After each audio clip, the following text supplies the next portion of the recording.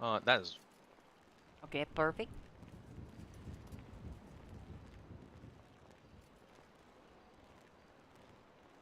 Okay, everyone, thank you for attending. I want to make a brief announcement. Just for those who have, suffered from not being able to sit in one place, or you get a little nervous in the courtroom and you feel like you need to leave. I understand all the circumstances, whatever, whatever.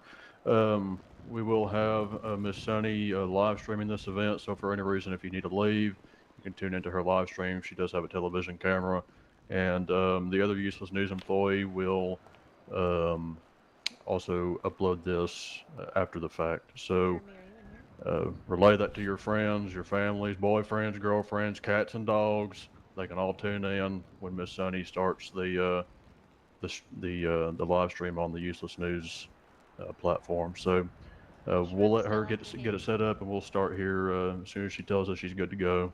And anyways, all right, I'll see y'all here in a couple minutes. It's Brandon, do actually we want like to a just go back spectator or else we don't sport. I interrupt love Sunny this. here, but they can still talk? Get the fuck out of the way! Holy shit! Okay, okay, okay. Next to my fake son.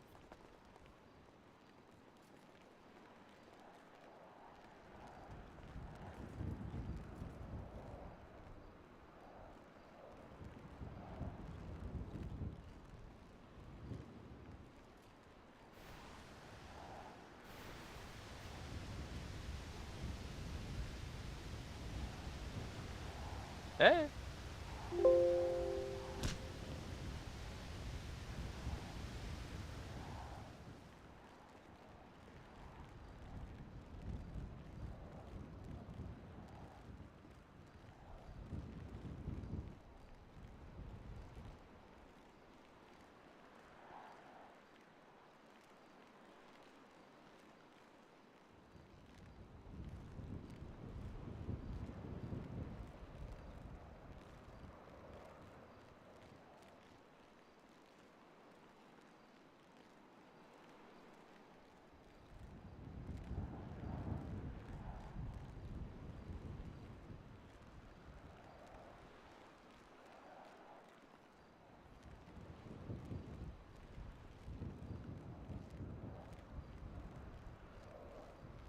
I'm doing mine for a different reason.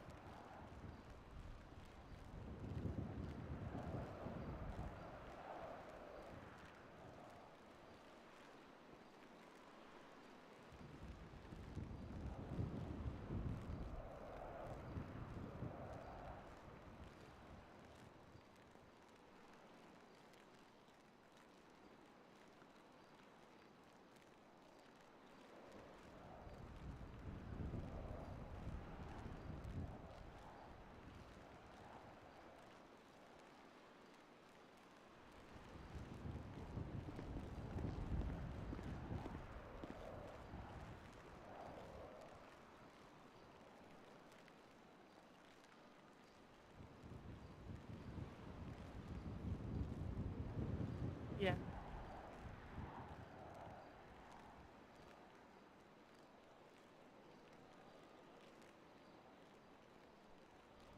I love court.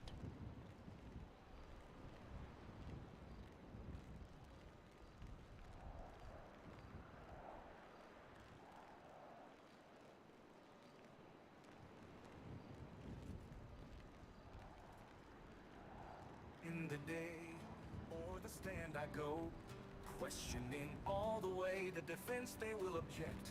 But I All will rise. stand Court is my now in session ground. with Chief Justice Killian Clarkson and Associate Justice Doc Hilliard presiding. Thank you all. You may be seated for the time being. I appreciate everyone's attendance, and I it's my honor, distinct honor, to preside over this case. And I think a case with such importance requires Oh my god, thank you for the the follow. attention My heart is of happy. the public, and I am so grateful that everyone here was able to attend. Before we begin, I'm going to invite Brother Jeremy out here, and I'm going to ask the counselors and everyone up on the stage today. We're going to come together. we're going to hold hands and we're going to indulge ourselves in prayer. So if the counselors wouldn't mind meeting us out at the front. And Brother Jeremy will give us a prayer. All right, hold my hand on That'd him. be great. Mm-hmm. Do they know what is a circle? Hey, can everyone hear me? Hello? Everyone good? Okay. Yes. Hey, we could all join hands.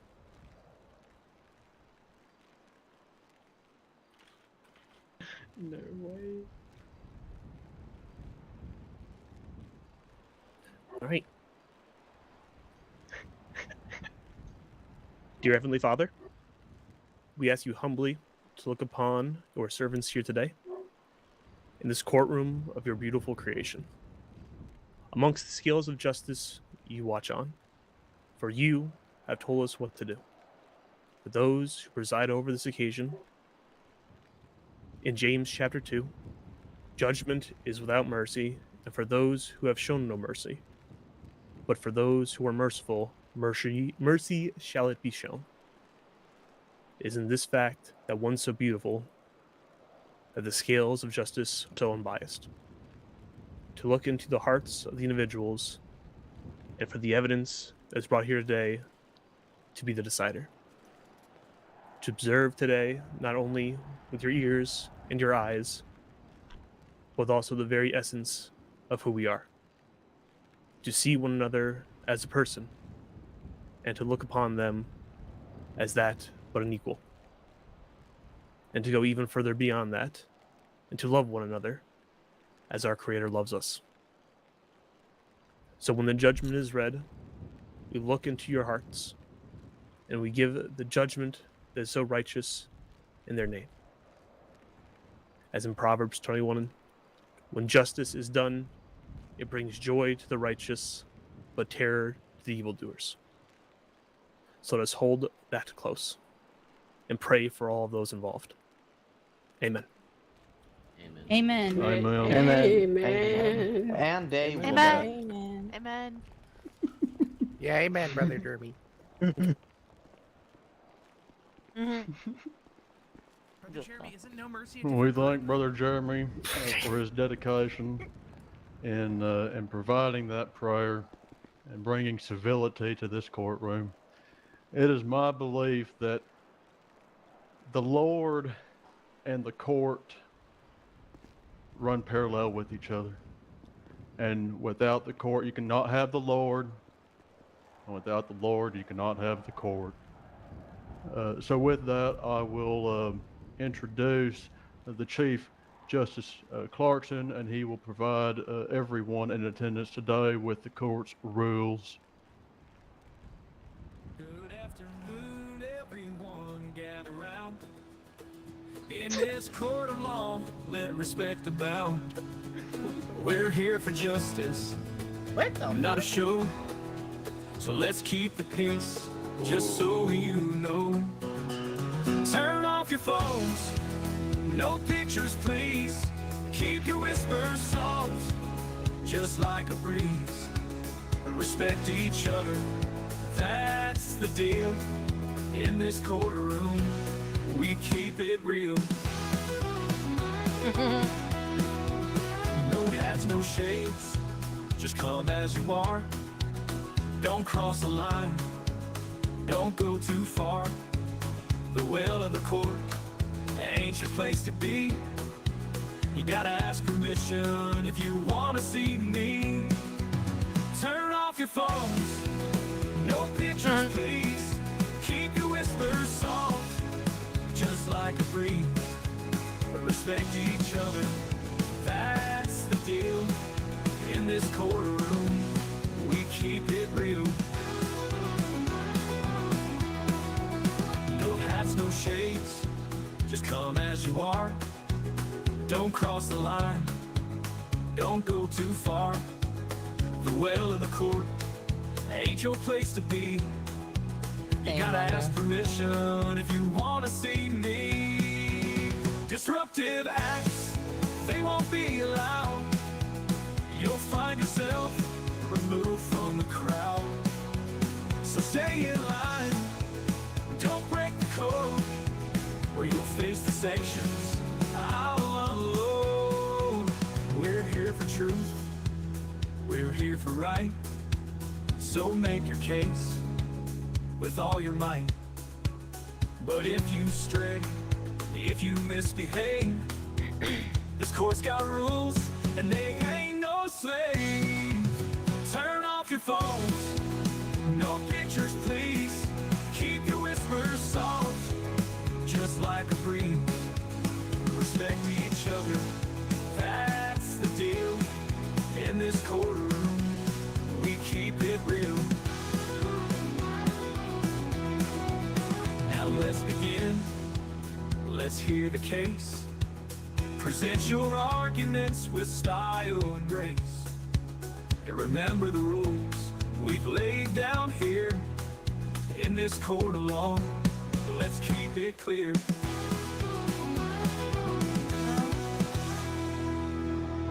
Hell yeah, brother.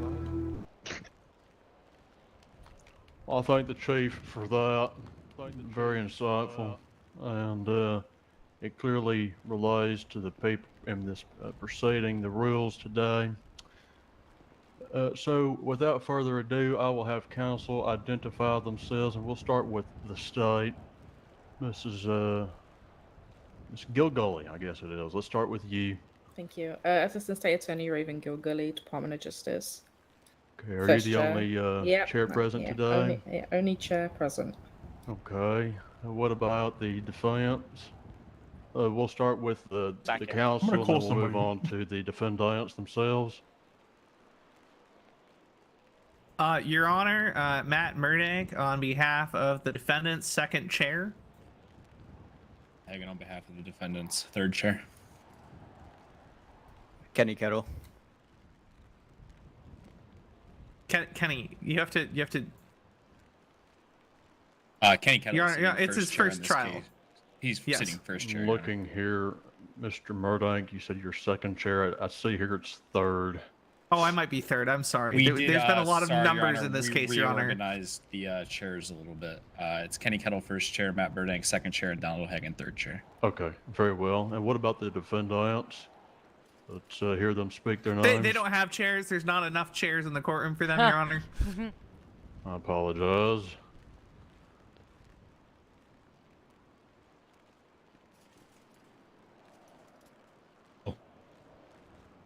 Joseph Martinez. Okay. Joseph Martinez. Andrew Malone. Oh. Alright. Need order here. Andrew Malone. Okay, is that everybody? Did I hear Mrs. Whitescale? It's Drew Light. Is Maxie here? Alright. Your Honor, I believe she is. Okay. Maxie Whitescale. Okay, very well. Okay, before the court addresses any pretrial matters, the court's going to ask that Layla Voss come up to the stand and be sworn in by the bailiff.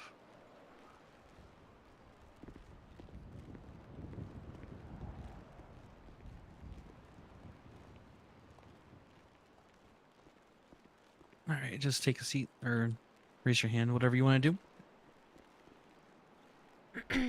Can you raise your Oh right my hand for god, me? what if it was ongoing commentary about sunny day?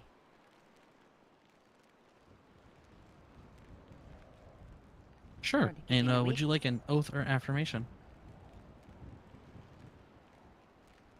Your s- Honor, we're not able to hear Miss Voss. It doesn't really matter either or. Thank you. Okay. Do you solemnly affirm to tell the truth, the whole truth, and nothing but the truth? Yes, I do. They've been sworn in. Thank you very much. Mrs. Voss, first I'll just have you state your name for the record and your rank in the department you are employed by. Layla Voss, I'm a deputy for the Blaine County Sheriff's Office. Okay. Can you go to line 38 of this court docket and inform me if that is your affidavit that you submitted to the state, the prosecutor Am in I this allowed to case? take out my phone to check it? Please. It's at 938. That's right.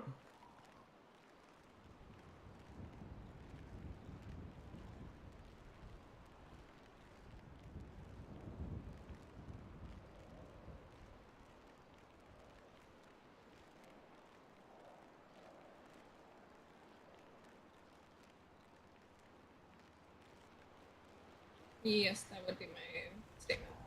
Okay. Did you personally write the contents of this affidavit? Yes. Okay. And did you copy any part of your affidavit from any other person's affidavit or get it from any other source? No, the statement that's submitted both in the MDT and on the incident report was written by myself.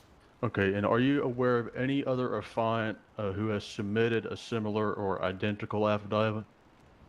Not that I'm aware of. I don't read other people's affidavits. Okay. And did you review all the contents in this affidavit before signing and submitting it?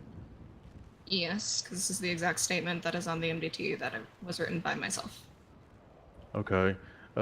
Did anyone else assist you or prepare you in writing this affidavit? No, I wrote this all by myself.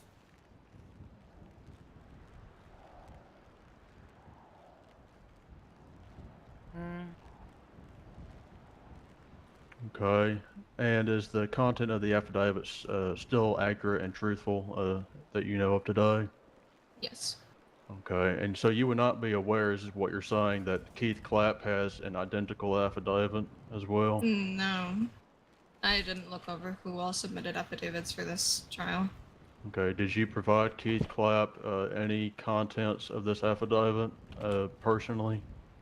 No, any officer can gain access to statements per the MDT.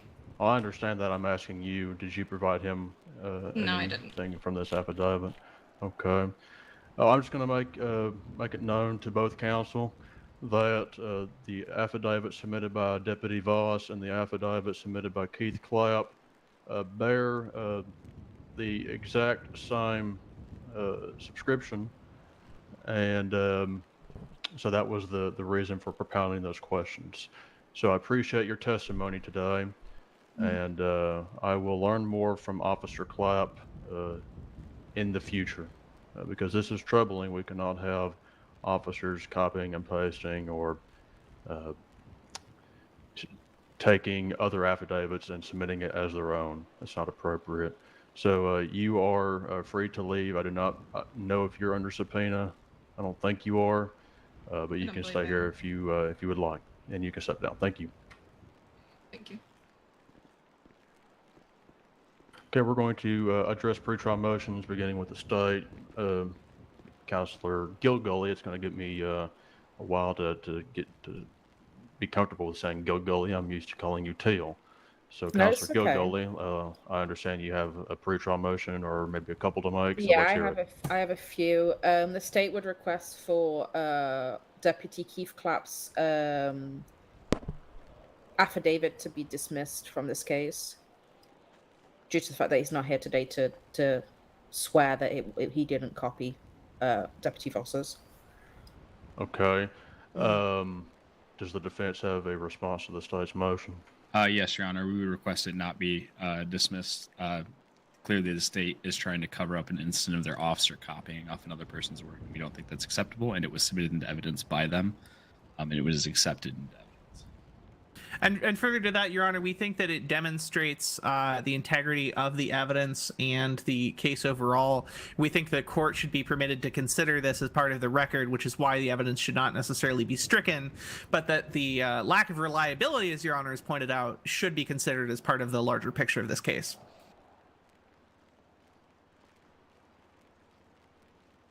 Okay, let me take a look at the two affidavits one more time, and I'll make a decision. Certainly, Your Honor. We would supplement by noting that the Clapp affidavit seems to include parentheses at the beginning and the end that encapsulate the entirety of the affidavit drafted by Ms. Voss, as she just testified.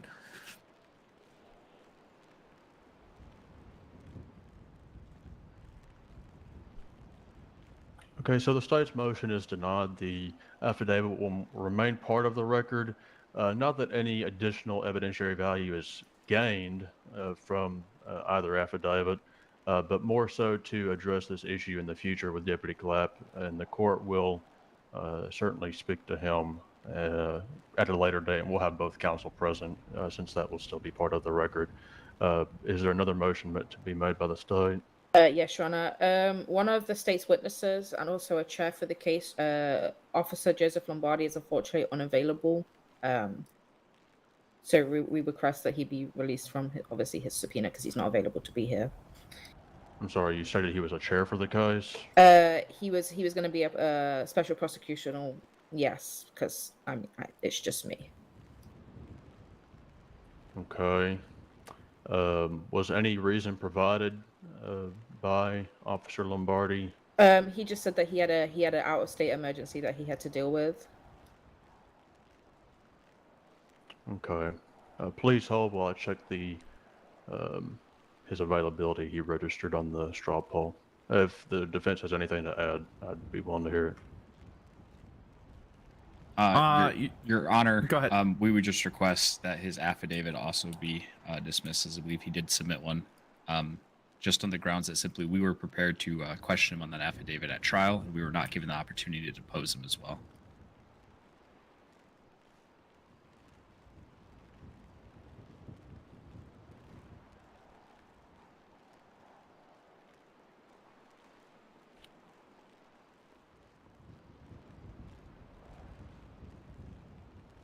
Okay, Officer Lombardi did register available on the scheduler. Was there any more reason, Counselor Gilgully, that he could not attend? And what was the original reason? I've already forgotten. Out of state emergency. I did not get any more than that currently, no. Okay. I will also address that with Officer Lombardi at a later date, again on the record with the counsel present. As far as the affidavit being submitted, let me look at the contents of the affidavit. And what line is the affidavit on? Quite lengthy, Your Honor. I thought I went through all the affidavits today again. What line is it on? 69, Your Honor. It's quite nice. It's B27. Line 69. Yeah, it was one of the final affidavits that was submitted. I believe that Exhibit B's go to B28. I'm having a hard time finding line 69. Oh, here we go. Probably because I can't get it myself. Let's see. That's okay, Your Honor. We understand. I think this is a very understanding courtroom here today. Well, very inclusive courtroom as well. That's right. That's right.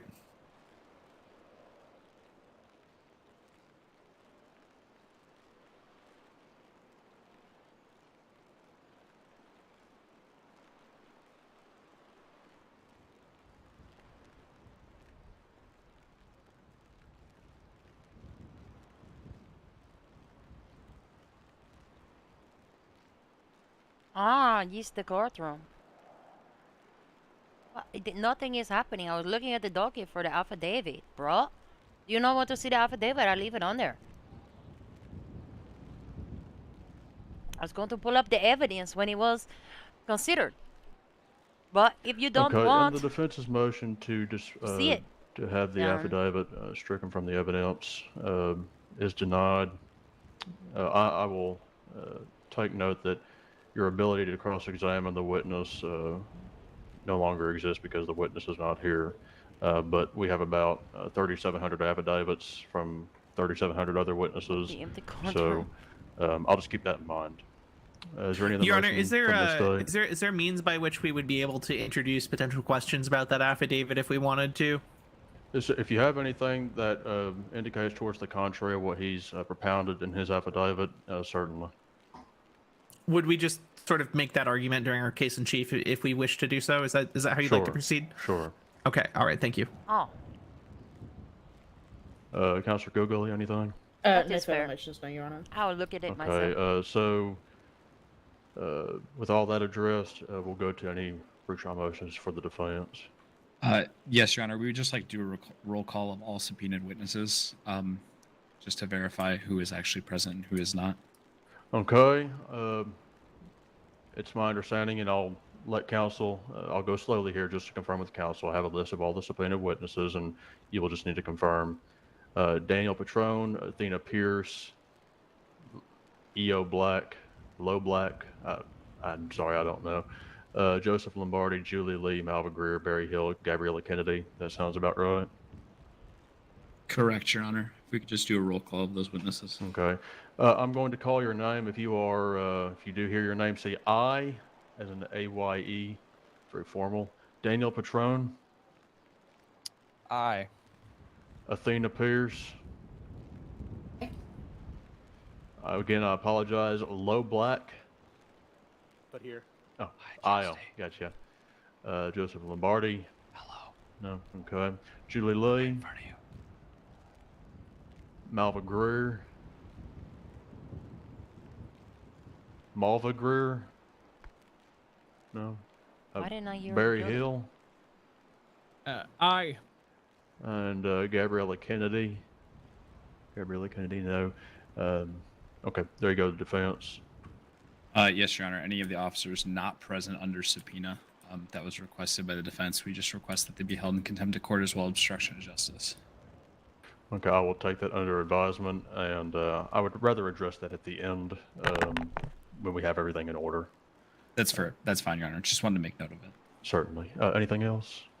No, we would just like to call out some clarity on a couple things, Your Honor. We don't know if they would be grounds for dismissal, but they're a little peculiar, and it kind of brings into some issues before this court. Sure, On multiple of these affidavits. Hang on one second. Matt, Mr. Murdoch, do you have anything? Yeah, sorry, we had two more evidentiary motions, really quickly, Your Honor. And actually, hold on. I mean, the docket is public, though. I'll let Donald do it. That's okay. Okay. Yeah. So, on multiple of these affidavits, there is errors in the filing. For instance, a lot of them list the case as 2023 CM when it's 2024 CM 276.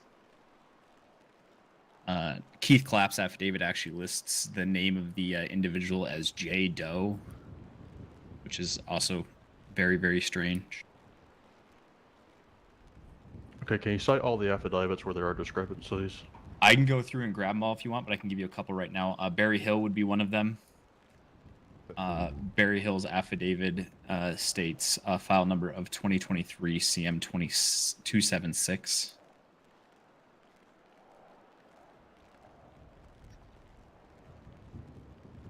The Chris Stevens affidavit, Your Honor, seems to refer to Salieri's, which, as I understand, is not involved in this incident.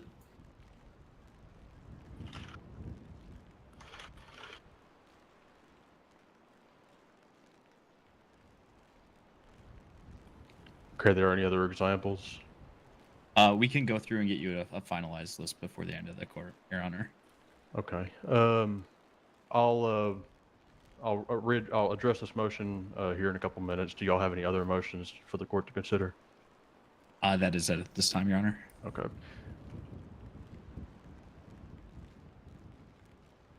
Okay. We are going to have a 5-minute recess for some technical challenges we're having, and then we'll come back at 9:38. It is so ordered. Thank you, Your Honor. I don't have my gavel on me. Whoops. All rise. I do not envy people looking at this evidence and docket.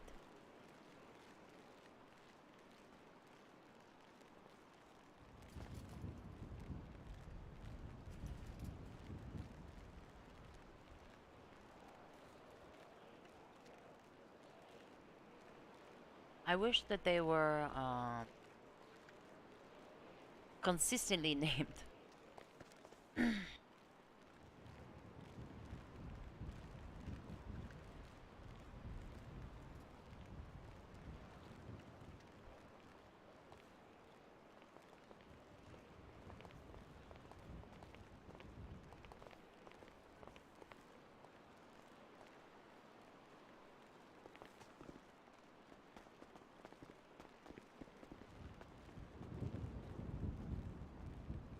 Look at me, look at this, look at my outfit. I love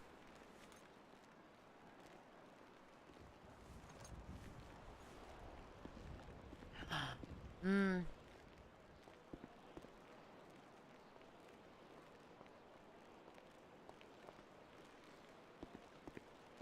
Pretty quiet in here right now. Everybody looking at their phone.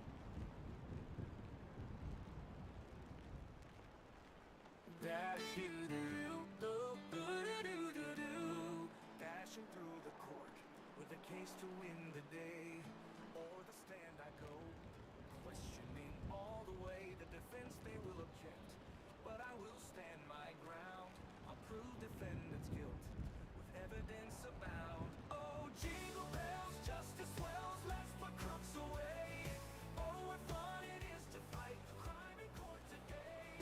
Jingle bells, jail cells, the court will make them pay. Oh, what fun it is to What's she doing? She's like being the wizard.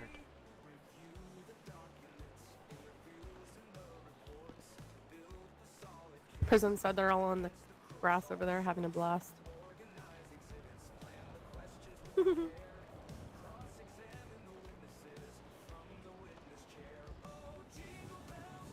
I don't know that it makes much difference for them to be standing outside of this courtroom.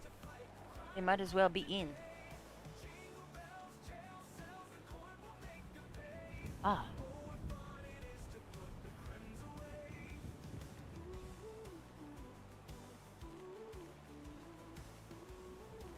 Ah, yes.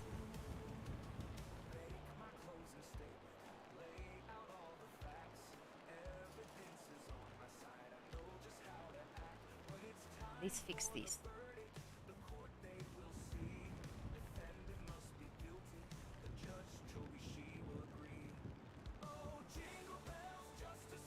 Let me see.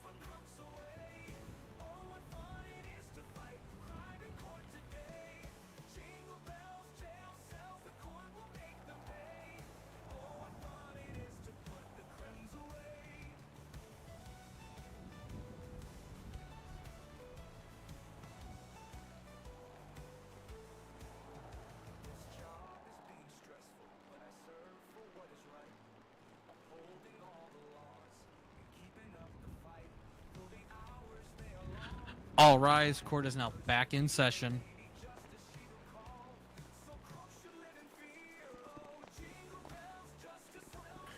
All right. Welcome back, Councilor Murdoch, and appreciate everyone staying here today for that brief 4-minute recess. With no other motions, the court is going to deny the motion to strike any of the affidavits on the technicalities. I, as a trial lawyer, face a similar issue in the case of Jebediah Allsbrook. It's on the record somewhere. Y'all can go read it. But there was a technicality, and I asked for a deposition to be dismissed. I think this is a pretty similar issue. So I will allow the affidavits to maintain in the evidence. So, bearing no other motions, the state can introduce their first piece of evidence and call their first witness. Thank you, Your Honor. The state would like to call Daniel Petrone to the stand. Mr. Petrone, come on up and be sworn in by the bailiff. There we go. Should be fixed. All right, sir. Can you raise your right hand for me, or both? Yep. And would you like an oath or affirmation? Sure. Do you solemnly affirm to tell the truth, the whole truth, and nothing but the truth? Absolutely. They've been sworn in. Thank you. Counselor Gully, whenever you're ready. Thank you so much. I'm going to skip the formalities of name, rank, etc., because we don't have a lot of time. So I'm just going to go straight into my questions.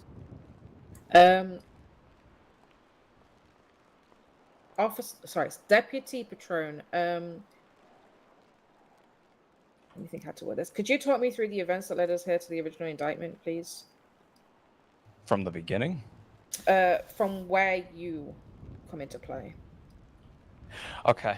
I was doubled up with Athena Pierce. We were just patrolling.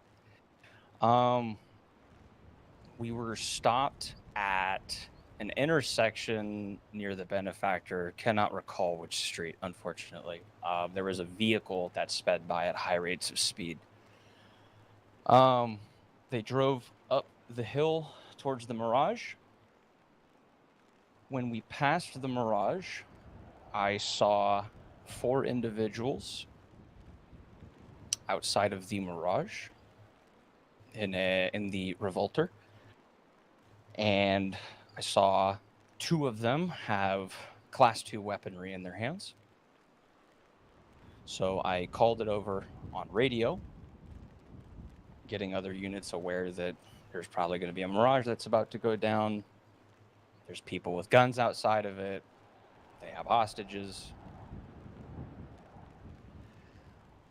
And, parked up. Waited for backup to show up.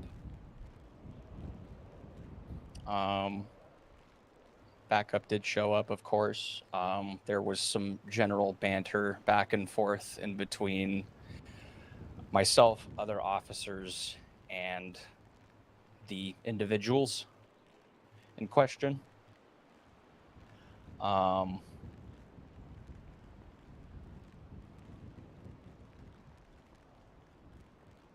Is this how they're going to use? Excuse me. Okay. So. Oh, really quickly, hold on. Your Honor, we're going to object to narrative at this point. Okay, well, we'll rule on that 1 second.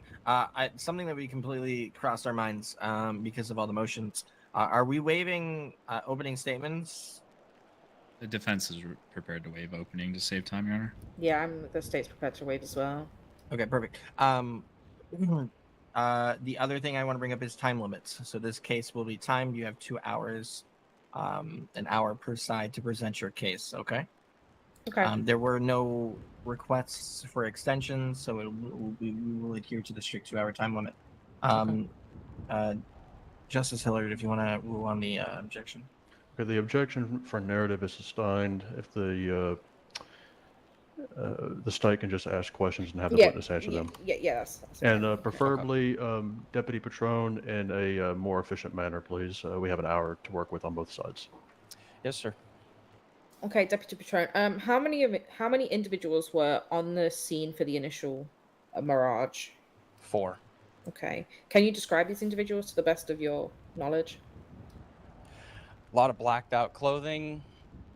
A lot of bandanas around the faces.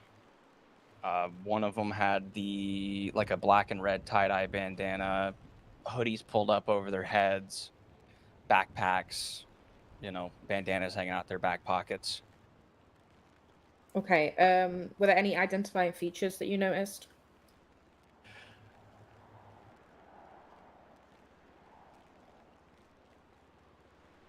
The one in the... I'm drawing a blank on his name.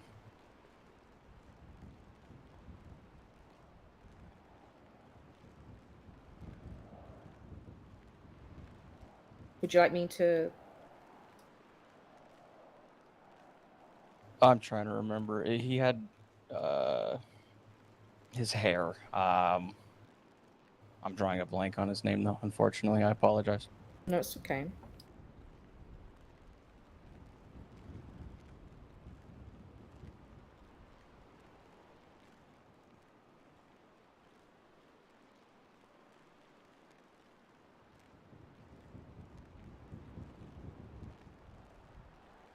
Would you like me to move on to the next question?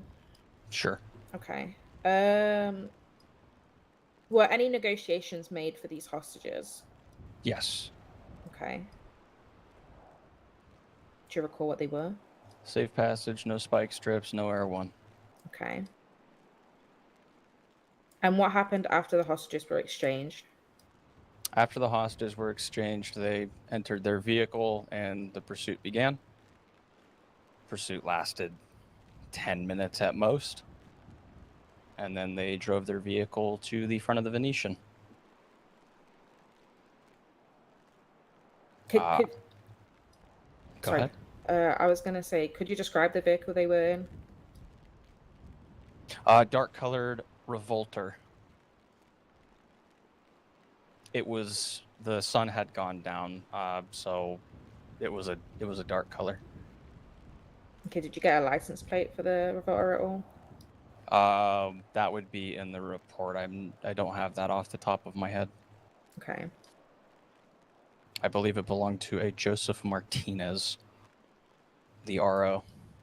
Okay, give me 1 second.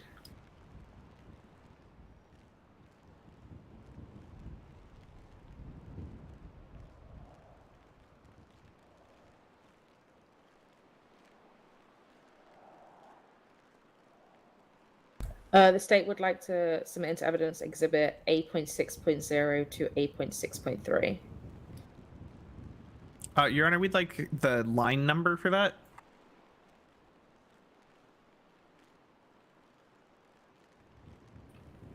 State, can you provide the line on which that Yeah, evidence just is? give me 1 second. It is line 26. Thank you. We'd just like a moment to review, given the scope. I'm sure Your Honor understands. And repeat one more time of the scope of evidence being introduced. It's going to be the vehicle that they were driving in. Yeah, Your Honor, we would ask for the letter and numbers again. Oh, sorry. 8.6.0 to 8.6.3. No objections. Evidence is admitted. Thank you so much. Deputy Petroni, if you could look at those exhibits, please. If you need me to repeat them, I can.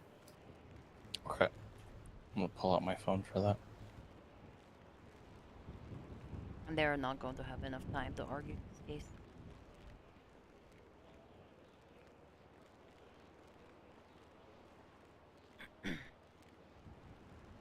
One more time, what line was that on? Line 26, and it's going to be 8.6.0 to 8.6.3. Okay. 1 second.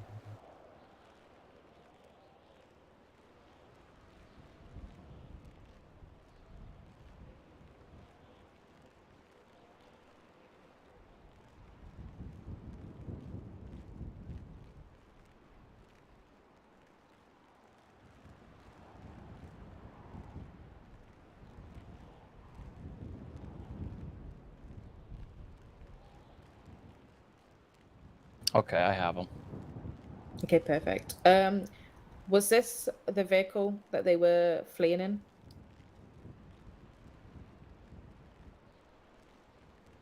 Yes. Okay, perfect. So you stated that they drove to the Venetian. Objection, Correct. Your Honor, to leading. Oh, sorry, my apologies. The state withdraws that question. I can rephrase.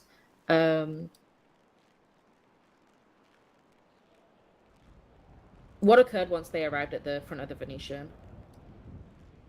When they approached the Venetian in their vehicle, they halted in the, I don't know what you would call that, like front It's gonna take lobby an hour just to area. do one. It's Wait, still please. outside of the building, but it's kind of like a, I don't know, an insert in the front of the front entrance of the building. When they arrived there was a van parked. A Corinne Cage, if I'm pronouncing that correctly, that was the van. It was parked in the front in such a way that they they should were have able asked for an to exit exception. their vehicle, climb on top of the van, and then climb on top of the building.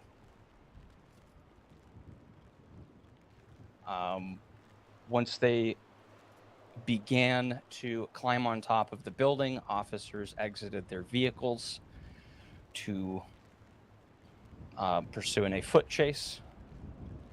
Very quickly after they started climbing on top of the building, that is when shots were fired at officers from two unknown assailants on top of the building.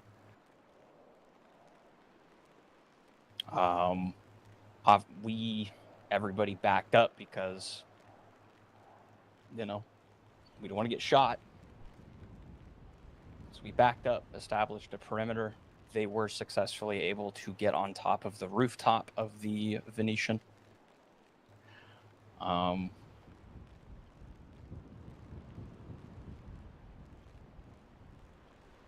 And it was It was an interesting situation. It was a long one. There was a lot of setting of perimeters. I believe,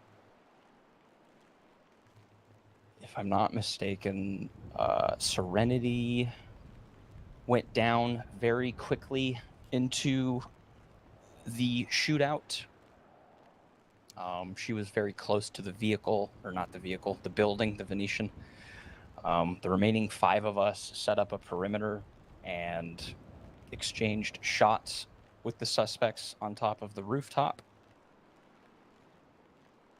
By my recollection, that shootout lasted anywhere from 25 to 40 minutes.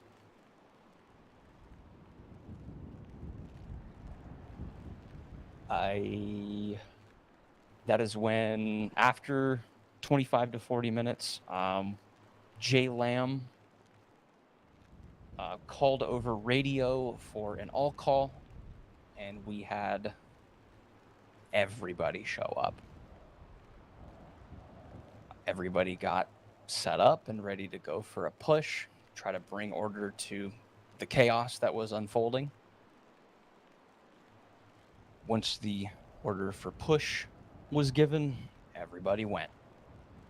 Hot drops were given by Air 1 and Air 2. Officers stormed on top of the building via the van that was still in place. And we went through the rooftops and, one after the other, just did what we had to do. We were all met with hostilities up there, and, it was a lot. It was a lot to keep track of. Eventually, the chaos had been brought to order. I did go down at the very, very end. So that's where I can't really comment on, the cleanup, I suppose, because I was unconscious. Okay. Apart from the suspects, were there any other individuals in the immediate area? There was a crowd that had developed on the coffee shop about a block or 2 over. I'm unfamiliar with that business's name, but there was a crowd on top of that building. There was anywhere from 5 to 8 people on top of that building. Okay, and to the best of your knowledge, were any of these individuals fired upon by the suspects? To my knowledge, no. Okay. Did the suspects on the rooftop make any attempts to leave the area during the shootout? No. Okay. Did the suspects make any attempts to negotiate with PD during the shootout? No. Okay. I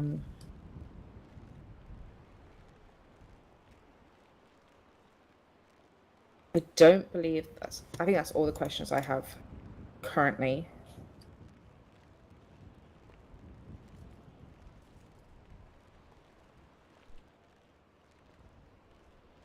So I'll pass it over to the defense. Okay. The defense, it's your ability to cross-examine the witness. I don't know that this is going very Your Honor, permission to approach the witness? Yes. All right, wonderful. All right, Mr. Patron, we really appreciate you being here today. I understand this is a big case. It may be a little bit intimidating. I'm going to try not to, make this too difficult for you. I just have a couple of questions. When you were testifying earlier, you were asked about your memory of the suspects. Do you recall that? I do.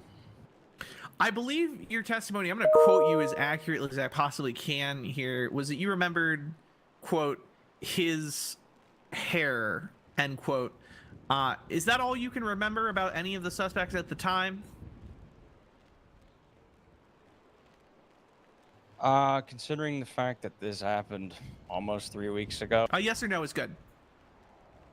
Yes. All right, thank you. Is there anything they said specifically that you recall? That they said specifically? Yeah, anything that you remember vividly. I did not do too much talking with them. But you were there. I was there, yes. And I you did could not hear them handle, speaking? No, I did not handle demands. I did not Just the do yes or any of no is that. fine. Just the yes or no is fine. Okay. If you, I don't want to have to, ask the course, judge for of something course. that I don't want to do. And so you can't recall in detail what they said specifically at any given time, despite the fact that you could hear them?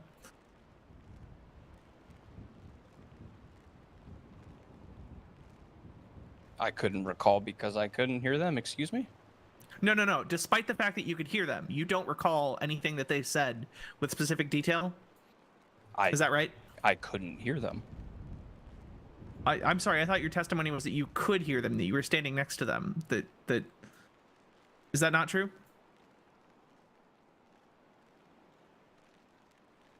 I'm getting a little confused. I'm sorry. That's okay. That's okay. So let's clarify your testimony. Your testimony Okay. here and now is that you could not ever hear them talk. Is that right? Bits and pieces, but I did not have any lengthy conversation with them. Okay, so you don't remember anything they said. Correct or incorrect? Incorrect. So you do remember something they said? Nothing relevant to this situation. Okay. All right. Anything specific that they said that you can remember word for word? That's what I'm going for here. No. All right, thank you. Mr. O'Hagan may have some questions. Thank you, Councilor Murdank. Deputy, you answered at no time they attempted to leave. Is that correct? On the rooftops, yes. Okay. And you also answered that you guys established a perimeter. Is that correct? Yes. And that perimeter surrounded the building. Is that correct? The Venetian and the hotel nearby, yes. Okay. What hotel are you referring to? There is a sky bridge that goes from the Venetian to a much taller building with a giant V on the exterior of it. Okay. Can you give me a cardinal direction of where that is from the Venetian? To the east. Immediately to the east. Okay. Was there officers positioned on the north side of the Venetian? There were officers on the north, the south, southwest, southeast. Okay. So the suspects had nowhere to go that they wouldn't have ran into an officer. Is that correct? Correct. Did you attempt to negotiate with any of these suspects? When we got anywhere close to it, we were immediately fired upon. Okay. Did you attempt to negotiate with any of these suspects?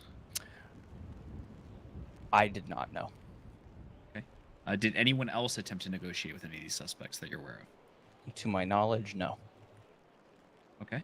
And as part of their original negotiations at the Mirage, they requested no airborne. Is that correct? Correct. Okay. And I just want to address some things on some timelines, because there might be some conflicting things in affidavits that we're trying to understand here. So bear with me. You stated that the shootout lasted between 25 and 40 minutes. Is that correct? Correct. Okay. And when was that all call called? That would have been at the end of the 25 to 40 minutes.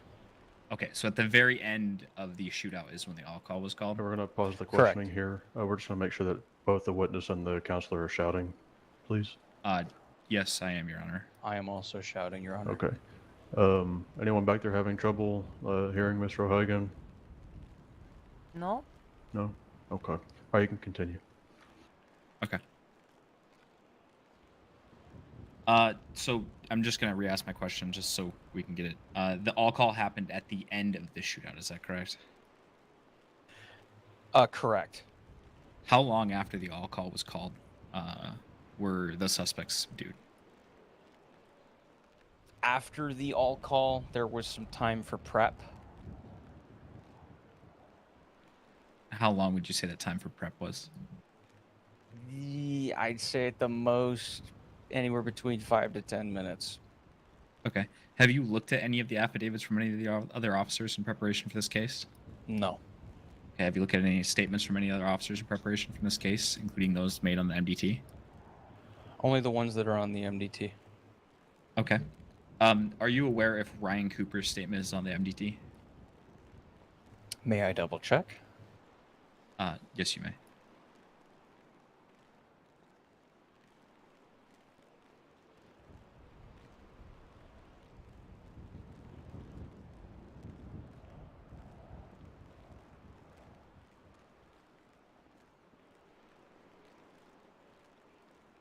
said Ryan Cooper? Correct. Let me just double check. Not sure if they're a deputy officer. Not sure what department they work for. I do not see a Ryan Cooper on the MDT. In the Okay. MDT report. Is Ryan Cooper listed anywhere on this MDT report? Hey there. Let me see. He is listed under involvements, under officer. Okay. And what does that mean? It means he was there.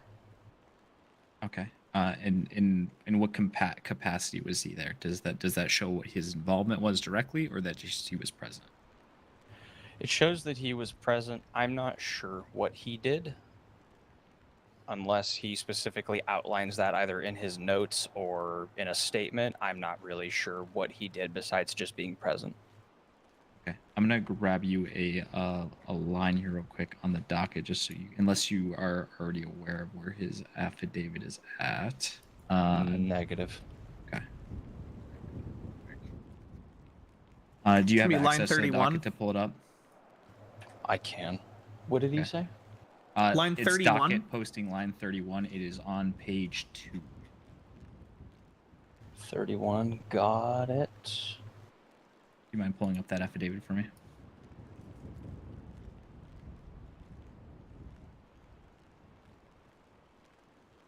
Okay, I have it. Okay.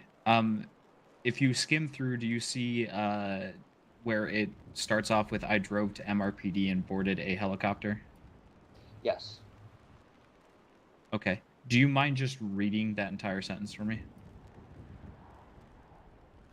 I drove to MRPD and boarded a helicopter that was planning on dropping officers on the rooftop with the suspects who had been holding out there for several minutes already and had shot at officers. Okay. That's good enough. So, in your statement of the timeline, you say it was 25 to 40 minutes, and then Ryan Cooper states it is it's several minutes. How soon was Ryan Cooper aware of this incident? So, Would object. anybody would have been made aware of the situation once shots started flying. That Okay. would have been something that was articulated on main frequency.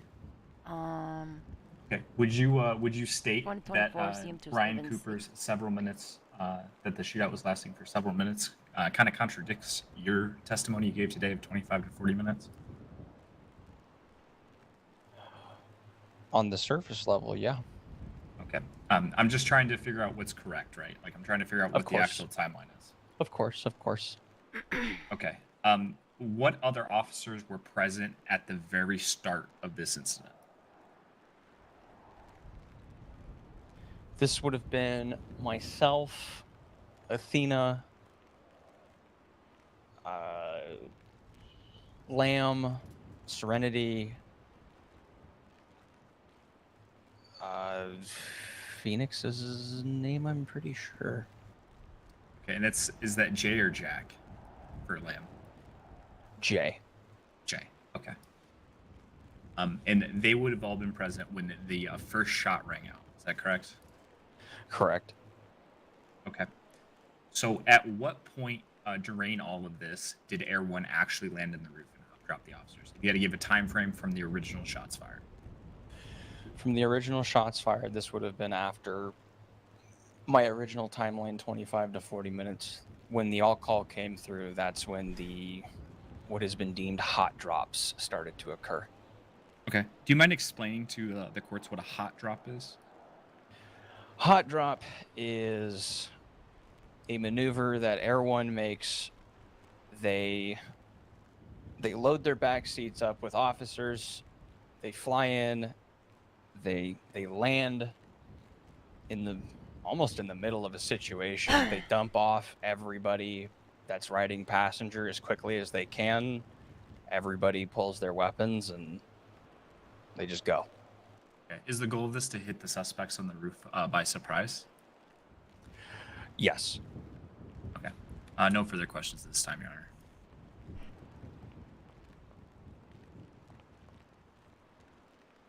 Redirect from the state. The state rests, Your Honor. Okay. Does the defense intend to call this witness? Defense does not, Your Honor. Okay. Officer Patron, you are relieved of your subpoena. You are under no obligation to stay here. Thank you so much for your testimony. Thank you, Your Honor. The state may call their next witness or first piece of evidence, or next piece of evidence. The state would like to call Deputy Athena Pierce to the stand. Deputy Pierce, please step forward and be sworn in by the bailiff. It is, wanted 2 counts of aggravated attempted first.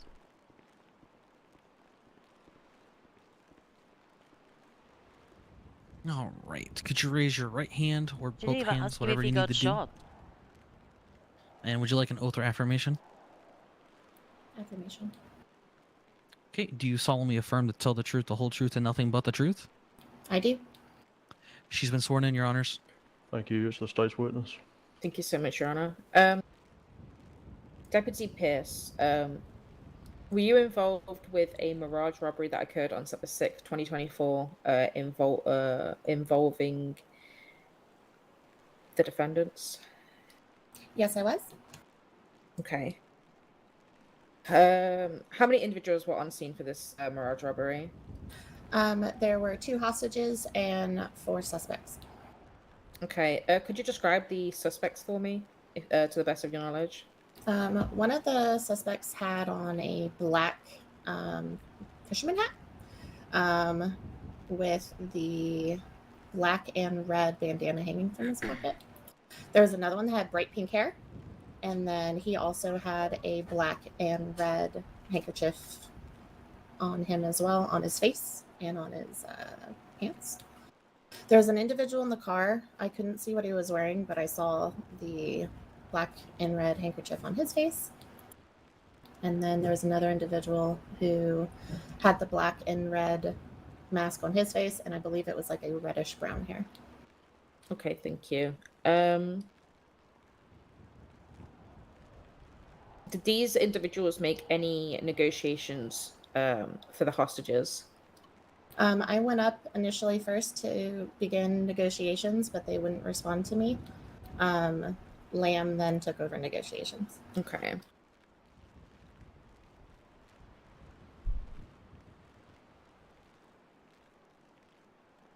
Could you describe the vehicle that was parked outside of the Mirage?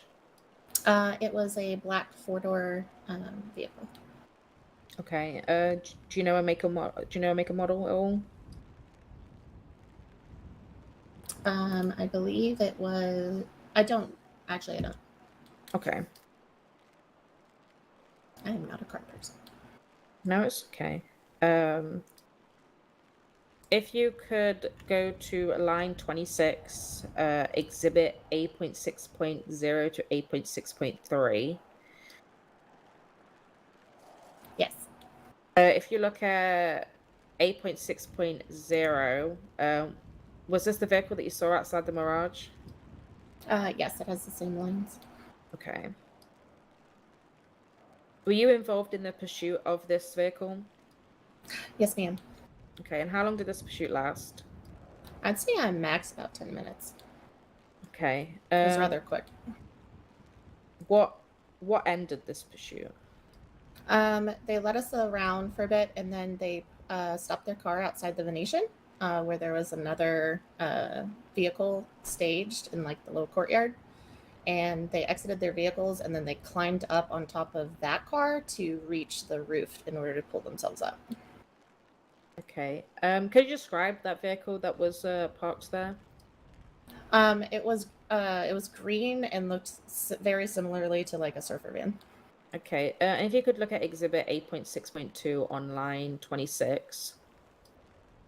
Yes. Was this the vehicle that you saw? Yes, ma'am. Okay. What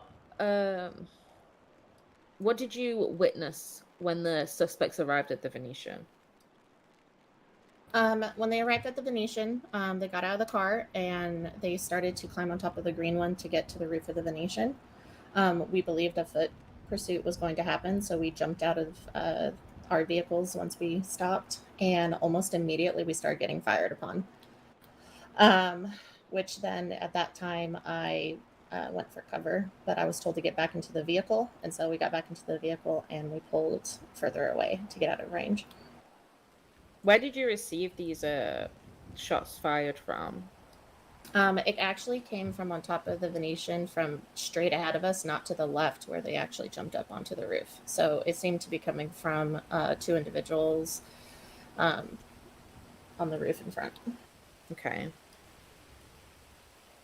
And you stated that these individuals weren't the individuals that you were chasing? Correct, because they were actively climbing on top of the, I'm just going to call it a surfer van. They were climbing on top of that to get onto the roof when we were getting fired upon. Okay.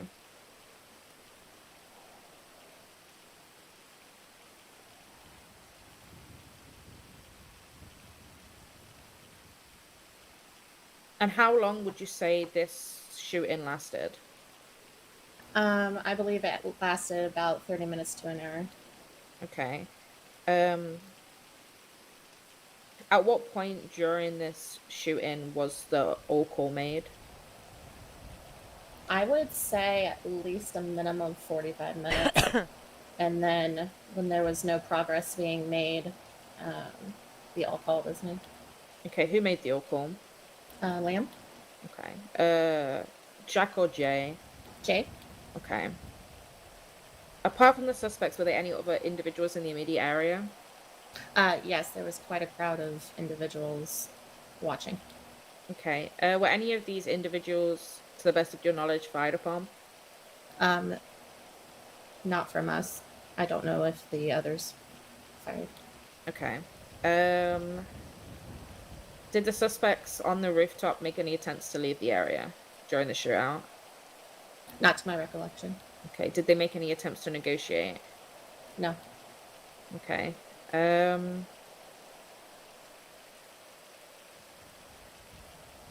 Once all the suspects were shot down, were any items... Never mind. I'm not going to ask that. At any point, were you injured or shot down? I was hit, but I was not downed. Okay. Did you, sorry, were all the suspects, subdued? Correct. Okay. Did you, handle any of the suspects? I performed medical, on Miss Whitescott. Okay. At what point did you identify her as Miss Whitescale? That was done later at VPD via fingerprints. Okay. But on scene, she wasn't identified? Correct. Okay.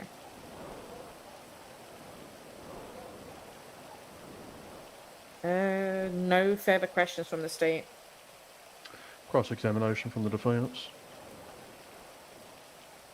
Permission to approach your honor. Certainly. Thank you.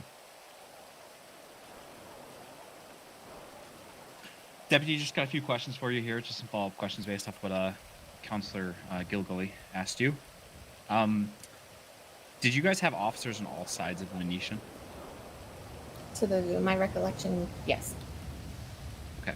So the suspects were surrounded by officers, and there was nowhere that they could have went that they wouldn't have ran into an officer. Is that correct?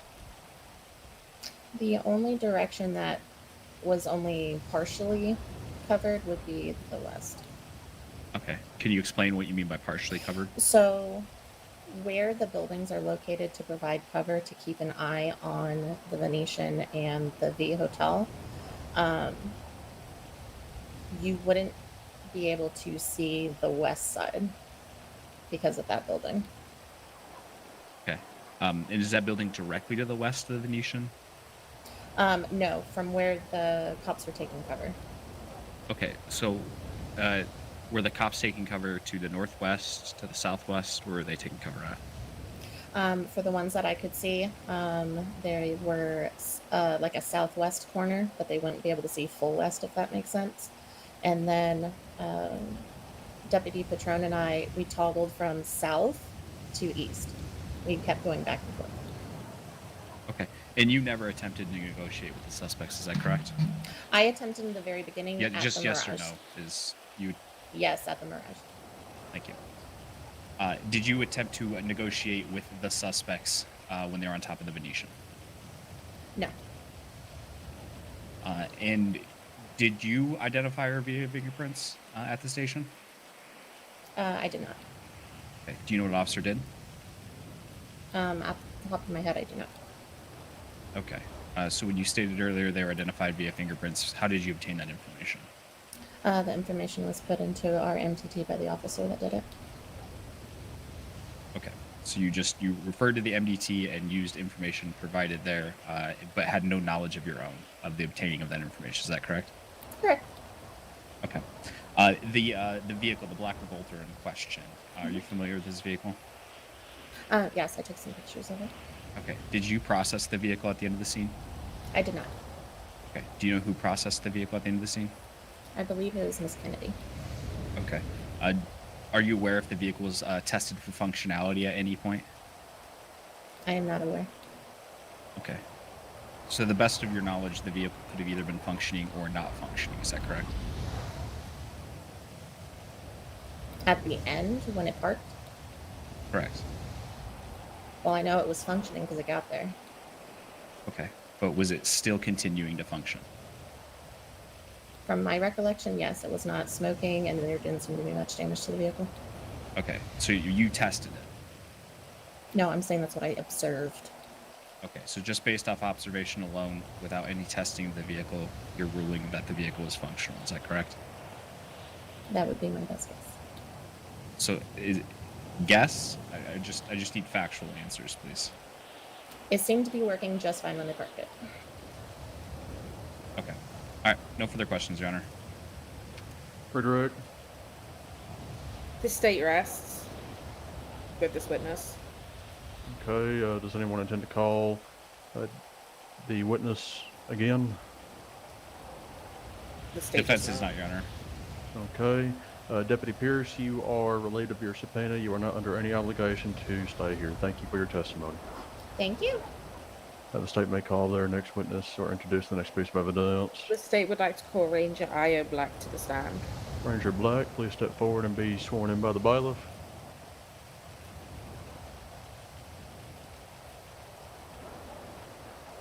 Hello, can you raise your right hand or both hands, whatever you gotta do? Would you like an oath or affirmation? Affirmation, please. Do you solemnly affirm to tell the truth, the whole truth, and nothing but the truth? I do. Perfect. They have been sworn in, Your Honors. Thank you, bailiff. Is the state's witness. Thank you so much. Ranger Black, were you present for the Mirage robbery that occurred on September 6th, 2024? For the robbery itself, I was not. Okay. So what was your involvement in this indictment? My involvement was at the when the all call was called at the Venetian. Okay. When you arrived on scene at the Venetian, what did you witness?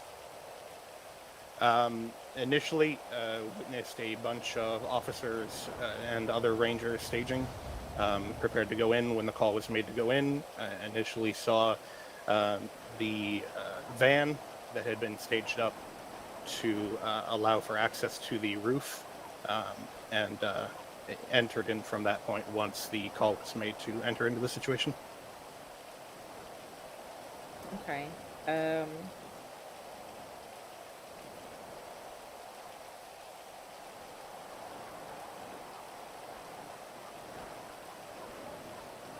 While you were present, did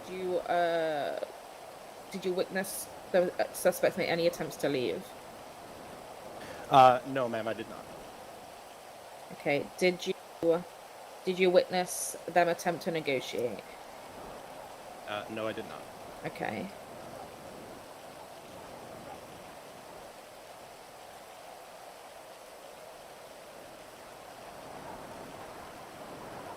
Once all the suspects were subdued, what did you do? I was asked by Jay Lamb to start collecting evidence on the upper rooftop where some of the shooting had taken place, and I did so, going up there to both document and collect the evidence I saw there. Okay. While on the rooftop, was there anything that stood out to you? There was obviously what was to be expected, casings, blood, etc. There was also, while I was there were 2 bags initially seen by myself and I believe other officers who were bringing individuals who were injured down. At that point, I checked these bags and documented them. They were bags filled with different types of ammunition, specifically pistol and shotgun and armor. Okay, do you know how many boxes and armors was in these bags? Roughly, yes. I believe in general, from the pictures I took, there was about 60 boxes of pistol magazine. I believe there was about 20 boxes of shotgun ammo, and I believe there was around 10 armored plates. Okay.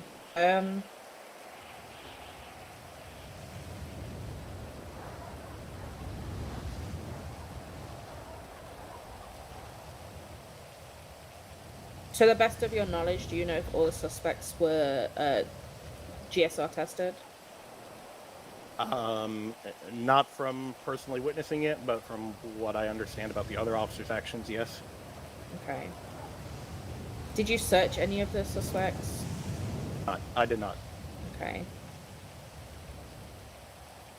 So you stated that you took evidence. Correct. Okay. What did that entail? Essentially, preparing evidence bags, flat packs, etc., for the general collection of the DNA and casings that are found on scene, and then documentation of everything that I saw there, including not only the casings and blood, but documentation of those bags I mentioned before with the armor and ammo as well. Okay. Was this evidence submitted to the forensic lab? It was. Okay. Sorry, give me 1 second. There's a lot of evidence here. Did you personally receive the evidence reports back? No, the flat packs with the evidence in them were given to the primary officer on scene, and they would have been the one who processed them. Okay.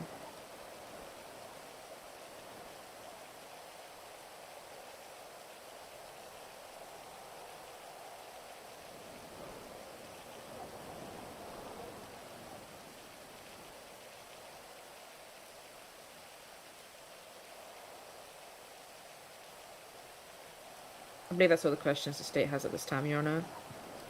Okay, perfect. Really quickly, I do want the state to know that they have a little more than 15 minutes left of their time. So keep that in the back of your mind. We will not be cutting you off immediately right then and there, but we will start to push you along with your witnesses. If you do require an extension at that time, which will be 40 past the hour, you're more than welcome to request that. But do keep that in the back of your mind, okay? Okay, thank you. All right, cross-examination by the defense. Yes, Your Honor. Permission to approach? Certainly. Ranger Black, how are you doing today? Doing quite well. How are you? You know, I'm all right. I have a couple of questions for you. I think these questions are going to sound familiar if you've been paying attention. First question, were the suspects surrounded? Yes, from what I understand. Great. And in case you didn't hear earlier, we like yes or no answers to yes or no questions.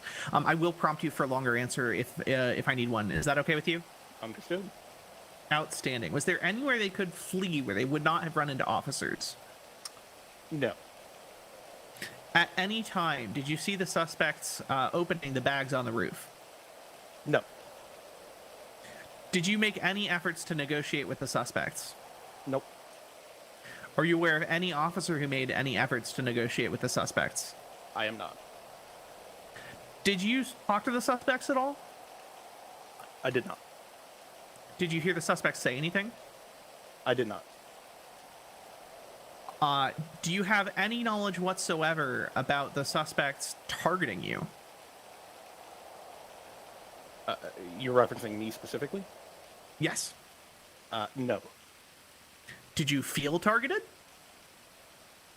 Yes. Well, tell me more about that. Well, as I stated, if you don't mind me going a little bit into it. Sure. We were entering in onto the rooftop. No, sorry. Not we. You. I want to know, did you feel targeted personally, individually? Yes. And why is that? Because of the situation I was a part of. I had briefly a gun pointed at me. The situation that you showed up to? Correct, at the Venetian. And did you have any prior relationship with any of the suspects? No. At the time, did you know who they were? Individually, no. And you just testified that you hadn't spoken to them or heard them say anything to you? I did not. And so how did you feel targeted? Because of the weapon being pointed at me. Yes, I understand there was a weapon pointed at you. That's your testimony. How did you feel targeted that it was you specifically that they intended to hurt and not someone else, ahead of time? Do you get where I'm going with this? I do not. I'm afraid I don't understand the question. That's okay. All right, so the charges that the defendants are facing are 22 counts of attempted aggravated first-degree murder, and that requires that the effort be deliberate, planned, and targeted. So, our perspective is they have to have deliberately planned and targeted to kill you, and in fact attempted to have do so. You have any evidence or testimony, anything that they presented to you, anything that you found that evidences that they planned to target you specifically? Me specifically, I do not. All right, thank you very much. Let me confer with my counsel.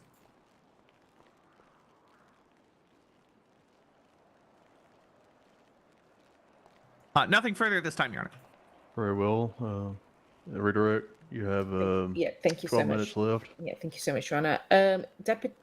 Ranger Black. Were there other people around the immediate area? There were. Okay. Were they officers or civilians? Civilians on the road, if that's what you're referring to. Okay. Were any of these individuals fired upon? I do not believe so. Okay. Were other officers fired upon? For the confrontation on the rooftop, they were fired upon, yes.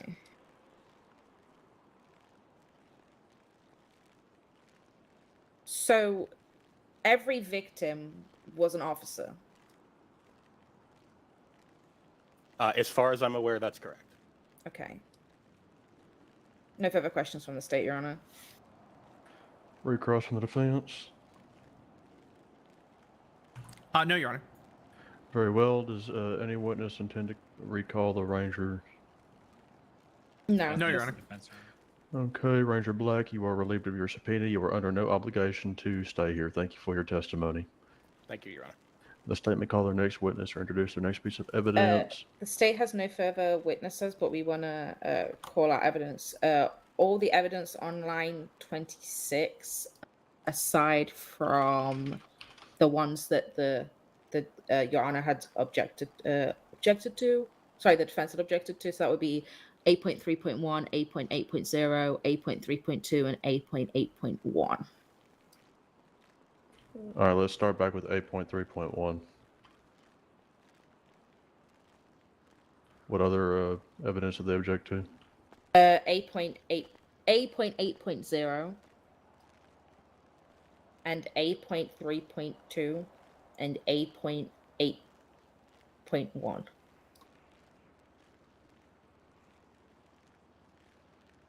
I'm sorry, can you say that one more time? I got 8.3.1 and 8.3. 8.3.2. Yeah, and 8.8.0 and 8.8.1. Thank you.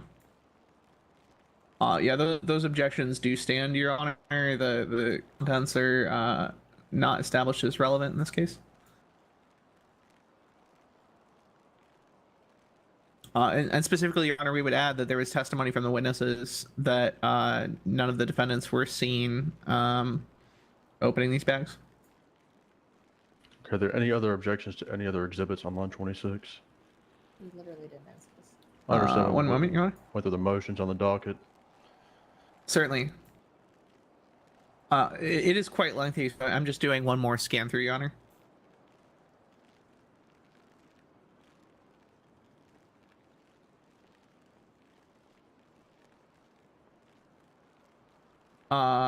Yeah, one more.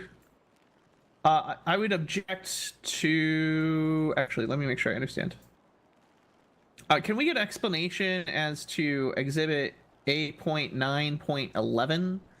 This appears to be another bag without a basis for inclusion.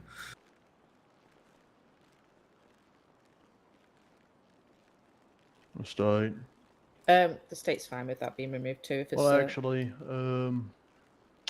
if we actually go to my order on line 34, I did not allow that. So if we go to oh, perfect. Line 37, those are the only two pictures of the contents of the bags that the state admitted and the court allowed. So it's A.2.0 and 1 on line 37. All right. Thank you, Your Honor. Let me just double check these really quickly.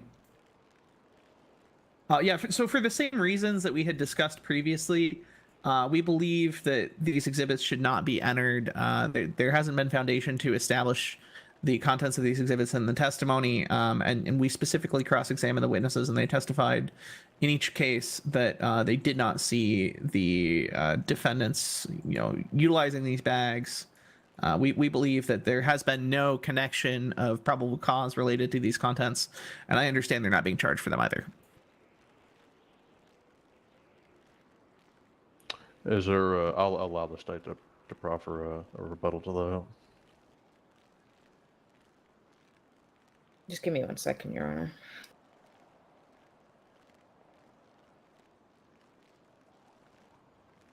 A few things.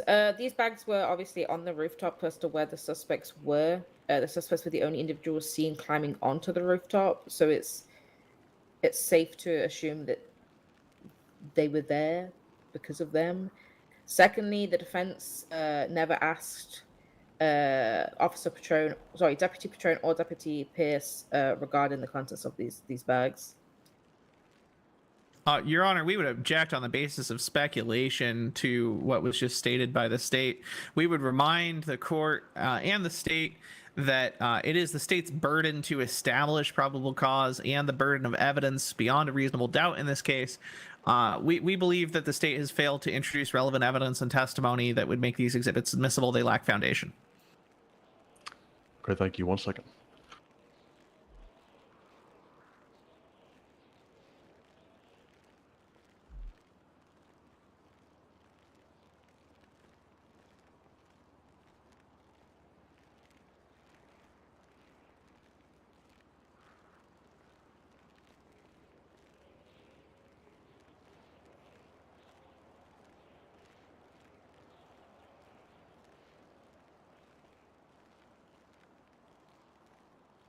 Okay, so the only objection is to the 8.2.0 and 8.2.1 on line 37, that's right? I believe those are the two pending exhibits that had not been stricken and are still under consideration that are on this topic, Your Honor. And in that case, we would object to those exhibits. Okay, are there any other objections to any other exhibits on, I know we're on line 26? Yeah, no other objections to 26 at this time?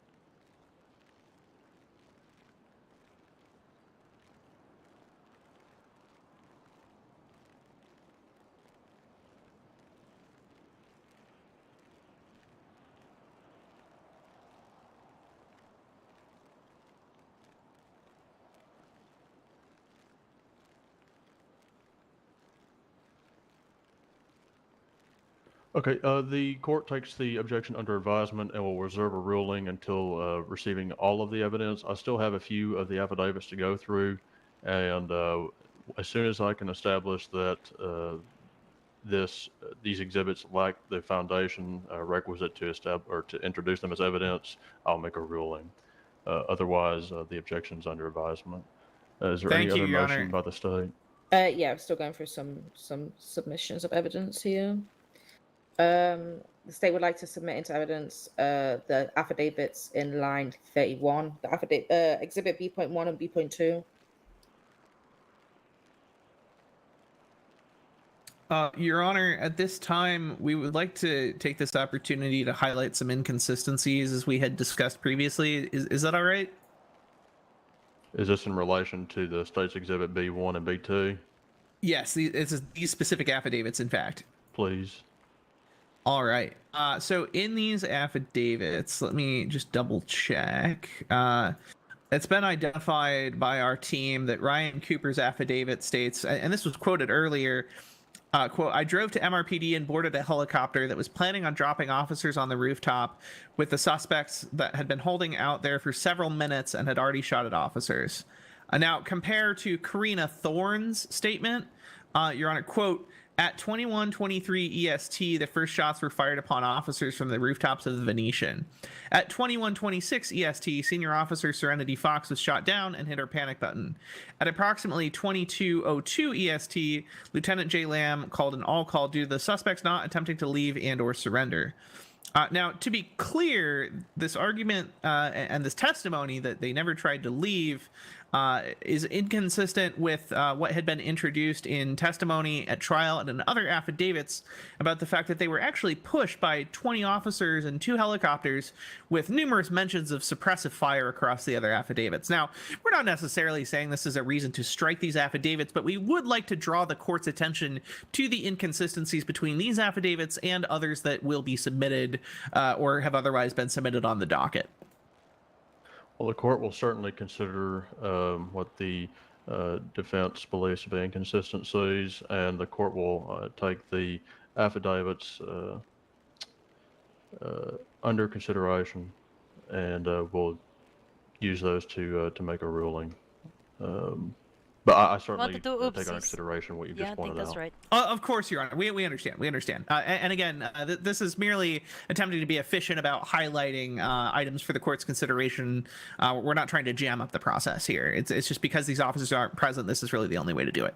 It is in my notebook. Thank you. Thank you. Thank you.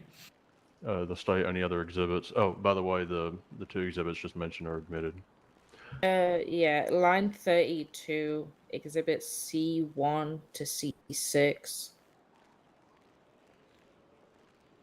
Why does she sound so sad? Exhibit D1 to D6.3. And then exhibit E1 to E13, except for... It's like I'm finding your role in here. I believe it was I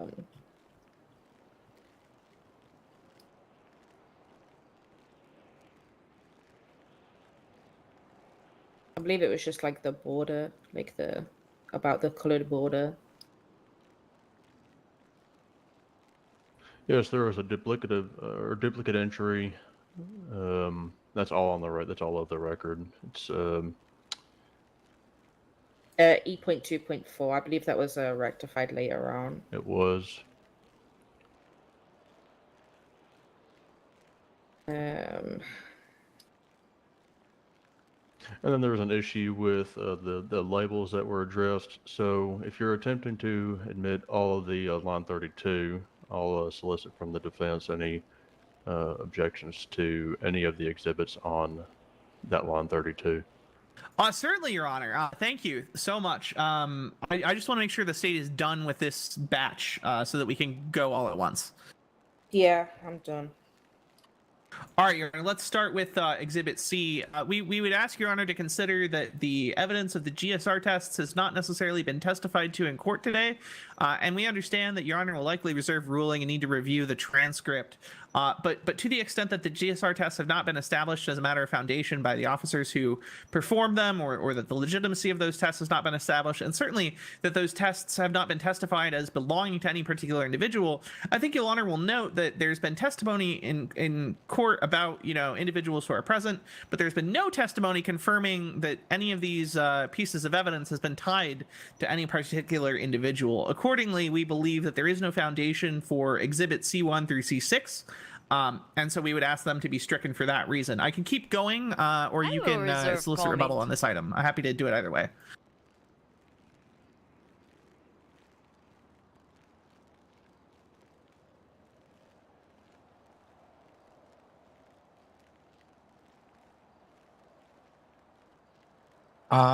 If it was testified to, then yeah. Oh shit, I'm talking loud. Fuck me. Oh, thank you, Your Honor.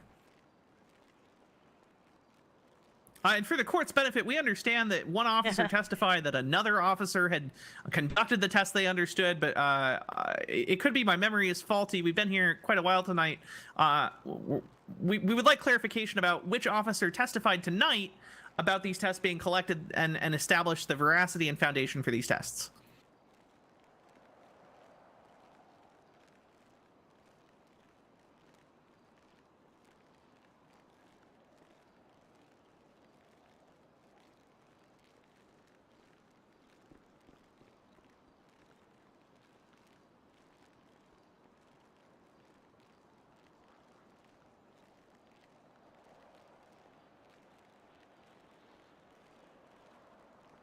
Mm-hmm.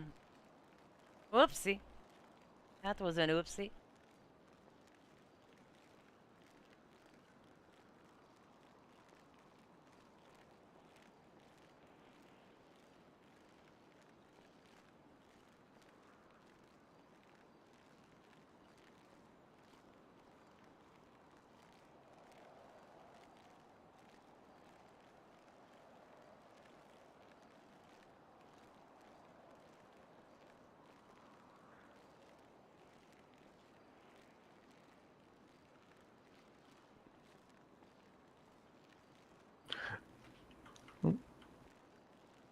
All right. So as far as the group of the Exhibit C for the GSR test, the court will do similar to what it did the past objection.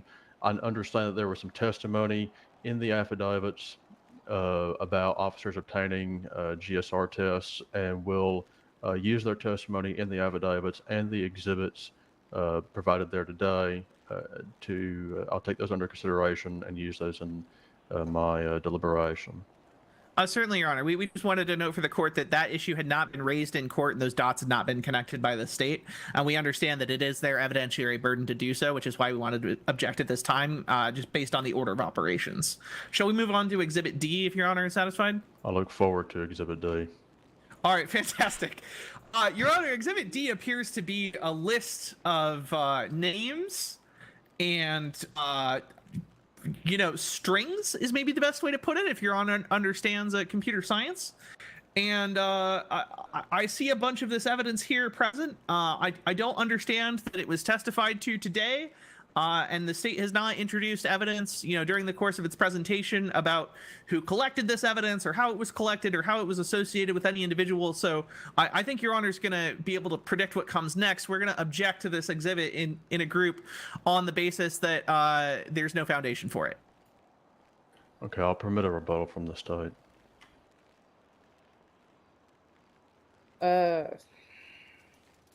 It's stated in multiple affidavits on who collected what weapon from what suspect, as well as the forensic reports of what. Your Honor, if we could just request real quickly what affidavit the state is referencing. There is 28 affidavits. Yeah, if you could reference which one contains the factual evidence that you're stating to the courts, that contains the serial numbers and the ownership of the firearm. Just one affidavit that contains a single serial number and ownership of a firearm. Sure, give me a second. And Your Honor, we do understand it is the state's burden to specifically tie all of these points together. She seems quite defeated right now.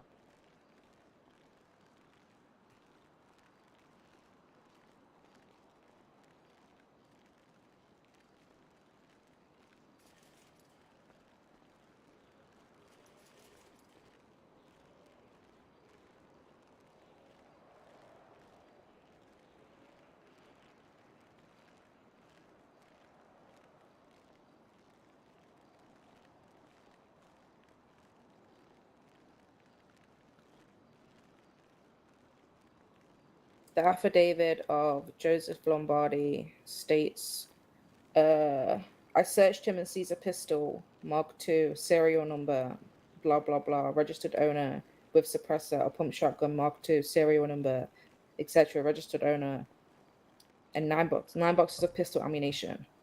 I identified suspect 2 as Drew Light. Okay, Your Honor, that is one of the exhibits.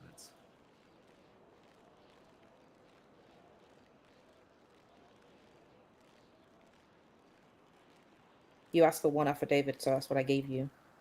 Yeah, and that's fine, Your Honor. We would just request that any affidavits that are submitted that contain serial numbers that match up, we're obviously going to withdraw our objection from any of those. On any ones where there's an affidavit or there is not the serial number contained in an affidavit of that search, we'd ask for that evidence to be dismissed. Okay, so here's what the court will do in an attempt to ease things along instead of discussing the evidence.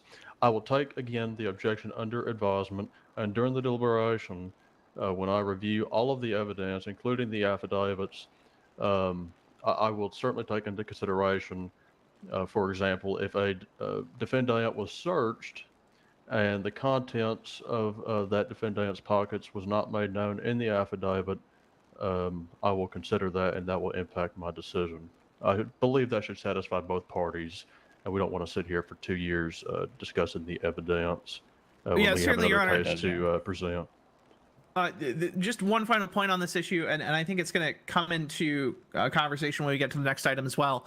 We just want to make sure the court is aware of the evidentiary burden that the state is required to meet, and that the state has to establish each of these individual points. We trust the court is aware of that, but we're just making a record. We're very well aware of the burden of proof and all of that. We're over our time limit, so let's move on. Oh, Your Honor, we're going to request a sidebar real quick. Sure.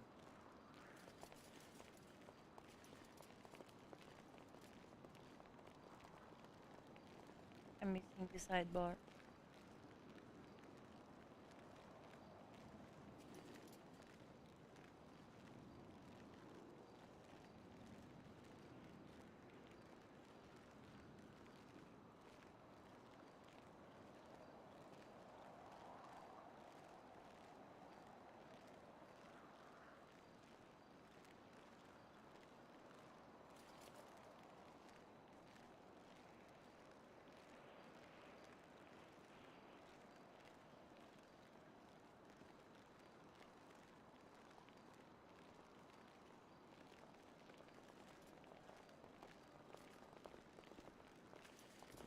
Okay, just for the sake of transparency, the state has forfeited their time. Sorry, Your Honor, the defense. Oh, I'm sorry. I got y'all too confused. The defense has forfeited their time. Their hour will start now so they can present their objections to the evidence. So the defense's hour starts now. It is 10, we'll say 10:50. All right, so in addressing the Exhibit D, so the court certainly understands the burden that the state has to establish, and that is to prove beyond a reasonable doubt that the crimes were committed by the defendants, and also prove that the evidence was used in the commission of the crime by the defendants. So the time constraints that we have with the court, and also some of the witnesses not being here today, the downside of that is that all of this evidence cannot be testified to, provided in oral testimony here at this trial. That's the only issue that we have. And so I'm not going to make a ruling one way or the other on the objections of the evidence, but I will consider all of the evidence during the deliberations, and certainly take what Councilor Murdank has said into consideration during the deliberation. So with that, the objections to Exhibit Group D is taken under advisement. Are there any other objections on that line? Thank you, Your Honor. We have, as you may imagine, similar objections to Foundation to Exhibit Group E. And, in the interest of timeliness, I don't think we need to go back and forth and repeat this whole argument.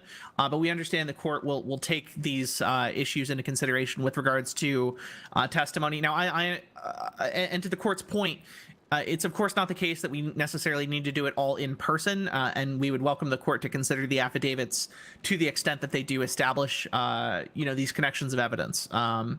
We would just ask the court, as it of course will, to have those relevant considerations. Certainly. Can I continue? Yeah, I think that resolves that line. Thanks. Okay. Line 37, except for Exhibit 8.2.0 and 8.2.1, because I believe they've already submitted. So Exhibit B.3 to B13. Your Honor, we'll allow the state to, if they just want to submit all of B, because it's just the affidavits. If they just want to submit them all at one time. Okay, that's fine. Everything in Group B is admitted. It's B. It's up to 28, I believe.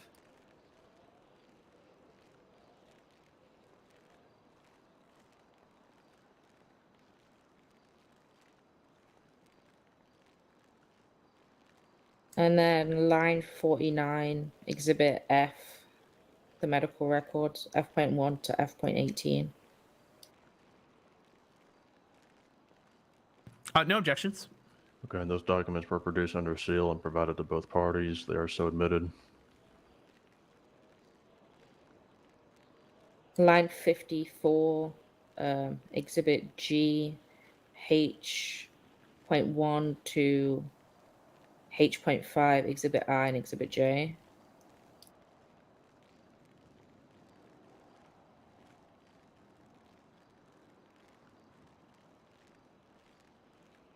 No objections, Your Honor. So admitted.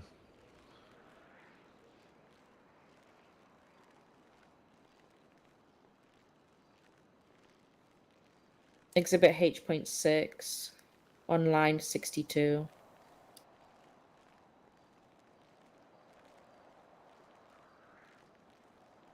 One moment, Your Honor. We're looking on our phones.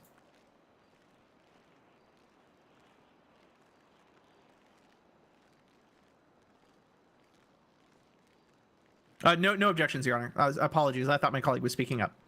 So admitted. And that's it. The state rests. Okay. The defense may not present their case in chief. Defense rests, Your Honor. Okie dokie. Would both parties like to present their closing statements? Sure. We do have one thing we'd like to bring up before closing. That was talked about that we bring up towards the end of the trial. Obviously, this is the end of the trial before closing. The officers that were subpoenaed to be here that are no longer present, Your Honor. We were not given a chance to obviously call them for testimony today. I believe they are here. I believe they're in the back of the room. Okay. Malva Greer.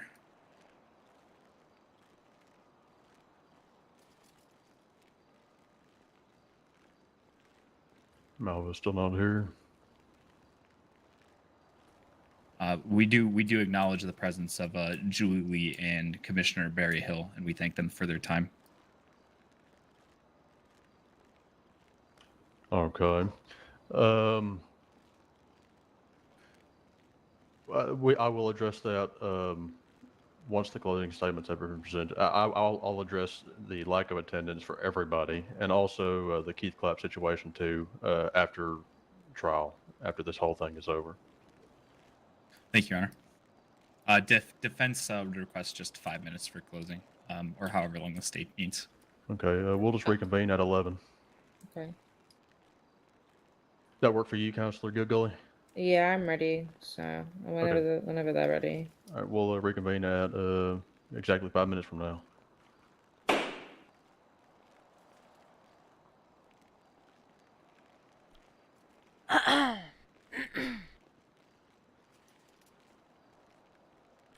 She Well- sounds defeated.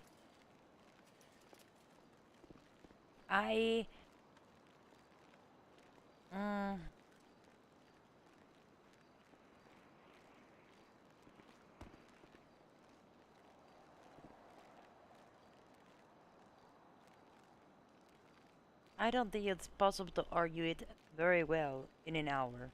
That many cases.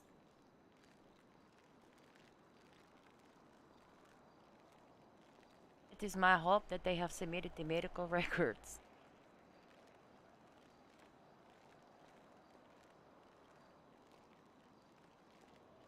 I don't know. Oh, this could be my bedtime.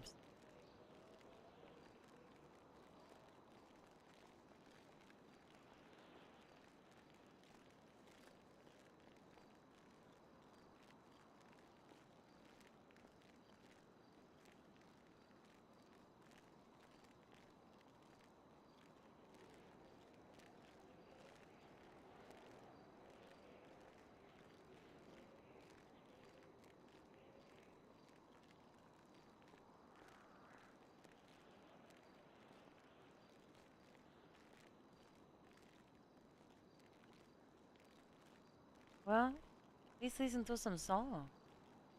I don't know.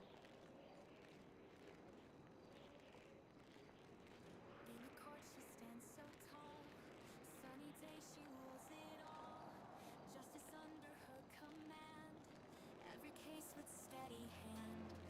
In her eyes the truth does glow. Every wrong she will disclose. In her courtroom no deceit. Sunny day no one can beat. Judge, sunny day, hooray. She lights the court each day. Upholds the law so strong. In her world, right from wrong. Every case she takes with heart. From her duty won't depart. In her mind the law is clear. No injustice she will fear. Gavel strikes and order reigns.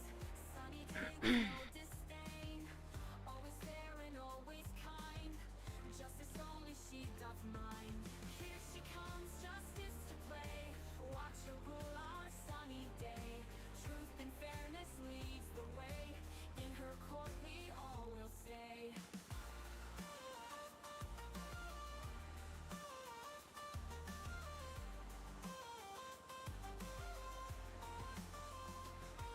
She does sound very, very defeated. Maybe she is just tired. Every wrong she will disclose. In her courtroom no deceit. Sunny day no one can beat. Judge, sunny day, hooray. She lights the court each day. Upholds the law so strong. In her world, right from wrong. Every case she takes with heart. From her duty won't depart. In her mind the law is clear. Knowing justice she will fear. Every case she takes with heart. From her duty won't depart. In her mind the law is clear. Knowing justice she will fear. Ill fear.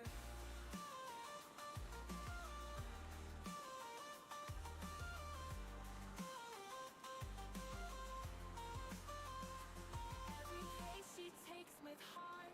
From her duty won't depart. In her mind the law is clear. No injustice she will fear. Gavel strikes and order reigns. Sunny day with no disdain. Always fair and always kind. No injustice she will fear.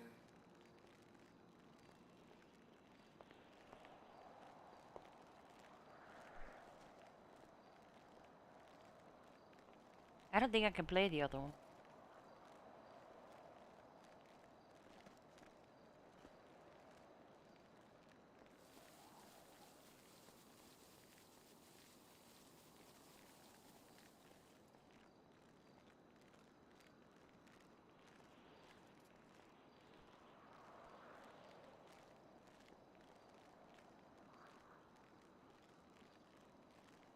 All rise. Court is now back in session. 11 o'clock on the dot. Very well. Very surprised, actually, people are still here. We'll hear the closing statement from the state. Thank you, Your Honor. Your Honor, today the defendants are looking at the charge of 22 counts of aggravated attempted first-degree murder as defined in the Penal Code as, quote, to take actions that can be reasonably expected to cause the death of a person with premeditated intent that can be proved to be deliberate, planned, and targeted, unquote. The state provided evidence and officer testimony that we believe showed beyond a reasonable doubt these individuals took actions that could be reasonably expected to cause the death of another person with premeditated intent that were proved to be deliberate, planned, and targeted. The state presented evidence via officer testimony, ballistics report, DNA, and evidence photos that these individuals organized a planned, deliberate, and targeted attack on law enforcement. These events were evidently planned and deliberate due to two defendants who were already on the rooftop of the Venetian located in Vespucci Beach. A green carriage cage, license plate 9UQ697OJ, registered to another one of the defendants, Joseph Martinez, was backed up against the wall, supplying the other four defendants, Joseph Martinez, Andrew Malone, Hans Schmidt, and Drew Light, easy access to the roof to rendezvous with the other two individuals later identified as Darnell and Maxie Weisgeld. As stated in officer testimony, before all six suspects rendezvoused, the individuals on the roof had already begun opening fire on law enforcement. As stated in Serenity Fox's affidavit, this happened at 21:23 EST. Sorry, Karina Thorne's affidavit. This happened at 21:23 EST. At 21:26 EST, the first officer went down, this being Senior Officer Serenity Fox. Almost 40 minutes later, after multiple officers were injured and no sign of the suspects on the roof surrendering or attempting to leave, Lieutenant J. Lamb called an all-call. An all-call allows for law enforcement to use every available resource to contain a threat to the public. Furthermore, these events were evidently targeted at law enforcement. Every victim in this situation was an individual identified as a law enforcement officer, whether that be LSPD, BCSO, troopers, or rangers. These individuals being Deputy Daniel Petrone, Deputy Athena Pierce, Corporal Chris Lee, Deputy Cody Fox, Officer Serenity Fox, Assistant Chief Gabriella Kennedy, Lieutenant Karina Thorne, Sergeant Nick Carter, Officer Chester Johnson, Sergeant Seth Kennedy, Deputy Layla Voss, Deputy John Ackerman, Corporal Keith Clapp, Deputy Aurora Thorne Ackerman, Commissioner Barry Hill, Sergeant Dante Zito, Sergeant Patrick Lyons, Trooper Kai Moon, Trooper Ryan Cooper, Trooper Daniel Karoskalf, Trooper Josh Walker, and Senior Ranger Jace Johnson. The allocation of resources on the roof, which included over 60 boxes of ammunition, which is equivalent to around 700 rounds, and 20 bulletproof vests, proved that the intent from the start was to have a lengthy shootout with practically unlimited resources against law enforcement. While the defense argues that no single officer was targeted, similar to intent, a target can be asserted in an instant. These individuals were not randomly shooting into a crowd. They were shooting at anyone wearing a badge identifying as an officer, whether they were on foot, in a vehicle, in the air, in a helicopter. Aside from the basic disregard for human life, prior to this, these individuals were involved in an attempted robbery of an art gallery, which they had every capacity to succeed and complete. They housed hostages, which they were given demands for, and they were inside of the art gallery. However, they did not complete this robbery. Instead, they had officers respond to this robbery. They then entered a revolver owned by one of the defendants, Joseph Martinez, and drove to the Venetian, where, as discussed previously, they had set up to have an extended shootout. For people who are not familiar with the Venetian, there are only two ways up to the roof. One that is employee access, which is an elevator up to the roof, and the second way is the way the defendants took, grabbing a large vehicle. Objection, Your Honor. Facts, not in evidence. Grabbing a large vehicle such as a carrying cage. Your Honor, I'm objecting to facts, not in evidence. It was never testified to at all throughout any of this, or referenced about access to the roof and the methods of access or the employee access. And it is closing, so objection to facts, not in evidence, is the only valid objection I can make.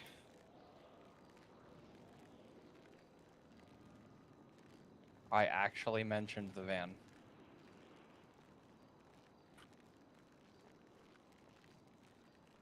Okay, the closing statement was regarding the access to the roof. Is that right? Correct, and they referenced an employee access point. Okay.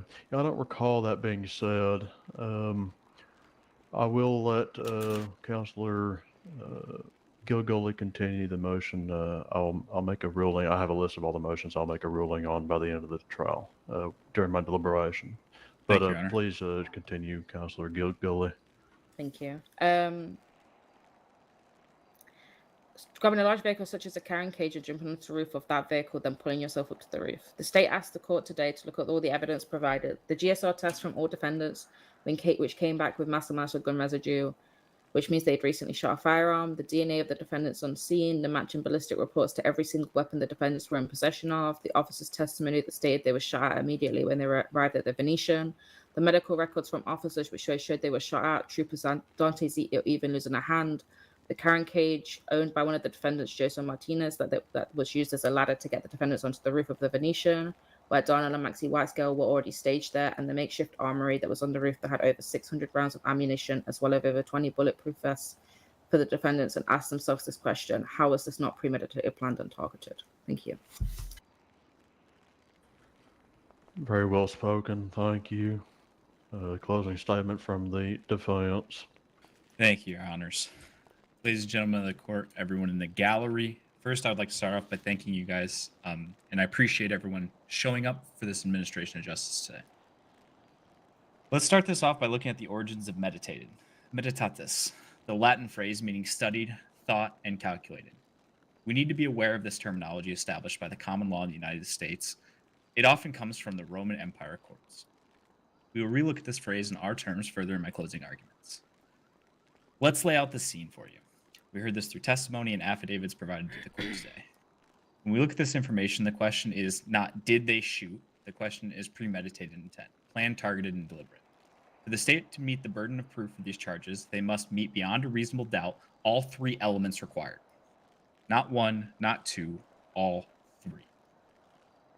The suspects fled from a mirage robbery and ended up in the Venetian front courtyard. The suspect's car, that is unknown to the courts whether it's functioning or not, came to a stop, and the suspects proceeded to get out of it. The suspects then proceeded to get on the roof in an attempt to flee from the officers that are in pursuit. The suspects then exchanging fire with officers. At no point in this exchange did the officers attempt to negotiate. The officers had the suspects completely surrounded. There was nowhere where the suspects could go where they weren't going to be shot by the continued gunfire from law enforcement. I, too, wouldn't just run out into an open street just to be shot down by officers, as that seems to be signing my own death warrant. The suspects then continued to exchange gunfire with the officers, surprised by Air 1 and Air 2 conducting hot drops on the roof. In the testimony of the primary officer, we heard this, and we heard that it was to surprise the suspects, to catch them off guard. We would find it hard for the state to assert that you can plan, target, and deliberately attack something that you have no knowledge of it even existing. And we have, through the testimony of the original officer, that in the negotiations, it was requested that no Air 1 be present. Thank you again for the follow. Through all the testimony we heard today, we do not see the burdens laid out in the first-degree charge being met. That being all three, planned, targeted, and deliberate.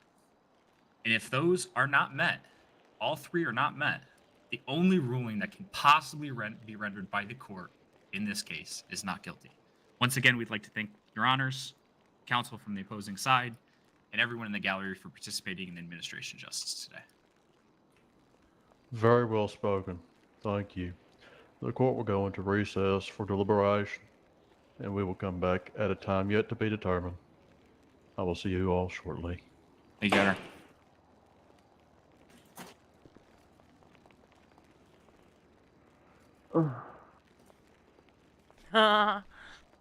Is it? Raven, you did a really good job. But yeah, well, you happened to get us, so you know. Wow. Raven, we complimented you on Twitter. I hope you go see that. Lots of people said really nice things about you.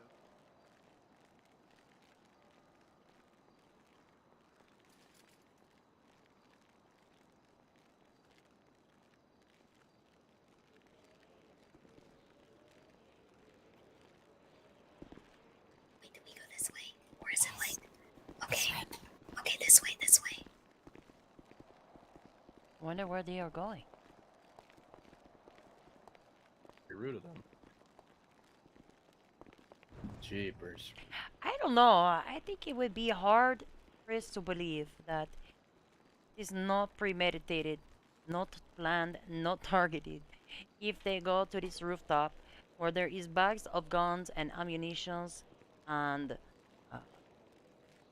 vests conveniently by coincidence left there Like, targeting does not have You to guys got any be, more of I those plan to milkshakes? shoot Joseph Lombardi, I'm going to murder him, I'm going to murder. You don't have to Oh, name man. them by name. It can be an entity. And they were planning and targeting to shoot the people that were chasing them. That's alright. That would be my opinion. But Are you using paper straws?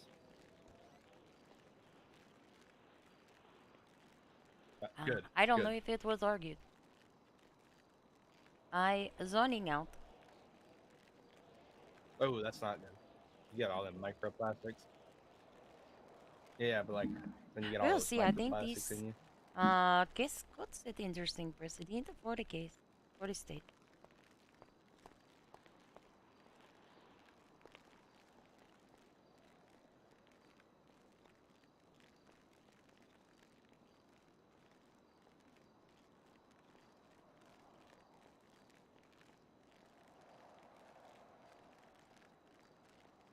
What gang is this that were doing it?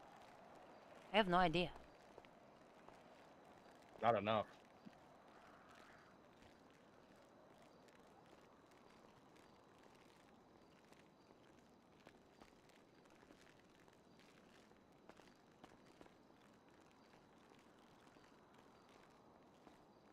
I need to know the gang name. Hell yeah. Who are they? What is the gang? What is the gang? I cannot do selfie time right now.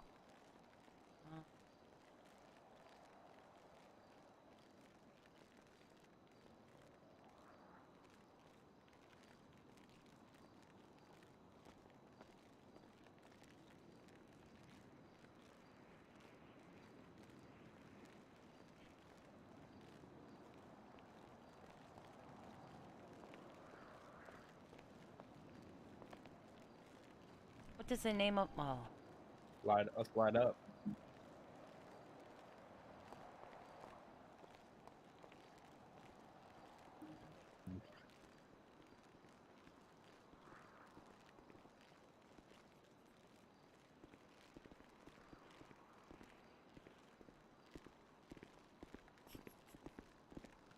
let's see.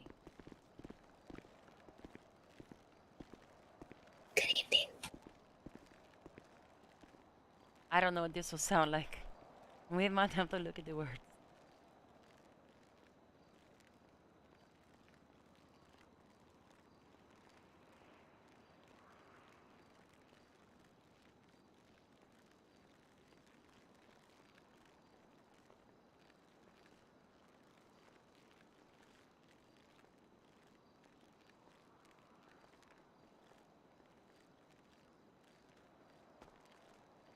Here, let's listen.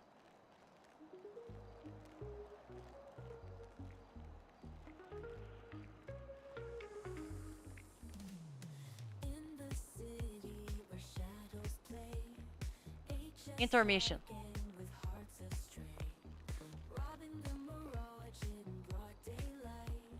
It was not.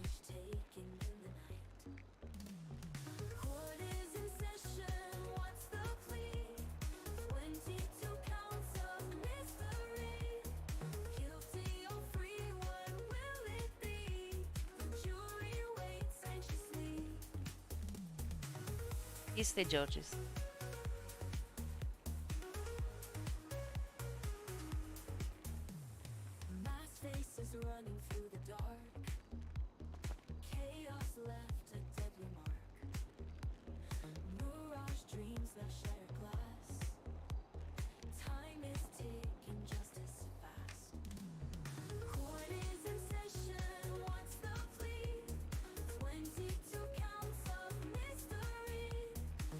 I don't know how I feel about this one.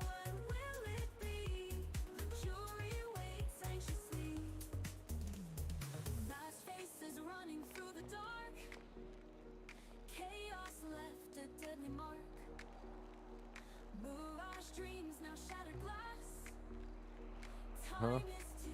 I will say I do not think the first witness was very strong. I don't think there was any preparation from him. He did not seem to recall very much.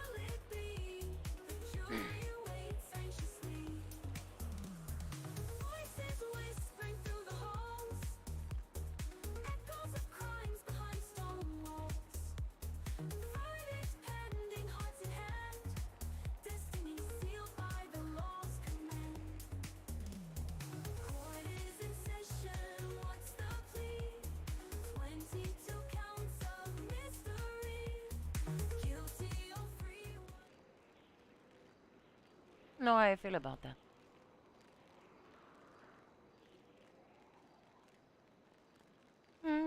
I cannot take a selfie right now. I can't do it in the court. There will be fail or PI of the camera. I can put the camera away. I take the selfie. I take it after.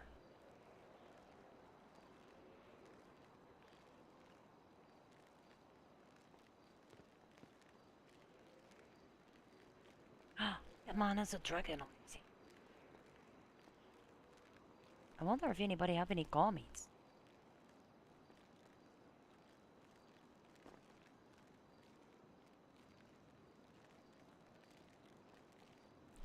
Listen, maybe I will do court TV if ever I know the judiciary.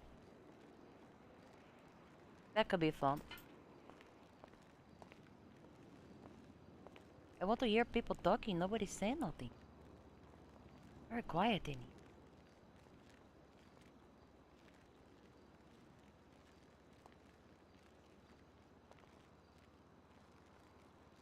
Wonder how soon for the verdict.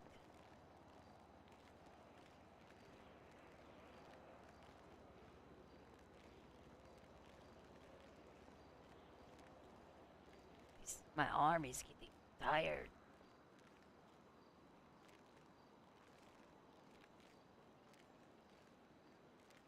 See, I have this one.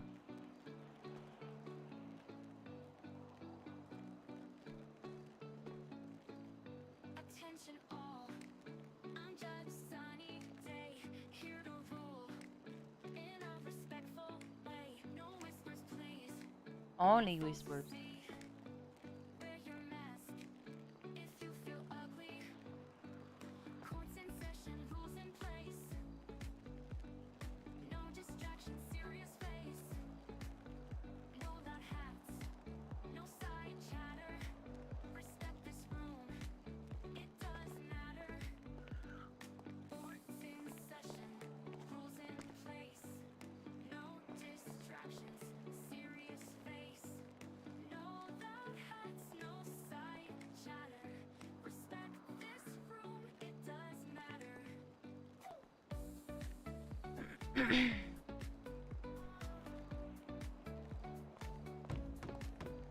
Order now, court's begun. Simple rules for everyone. Wear a smile or mask your grin. We seek justice, let's begin. Court's in session, rules in place. No distractions, serious face. No loud hats, no side chatter. Respect this room, it does matter.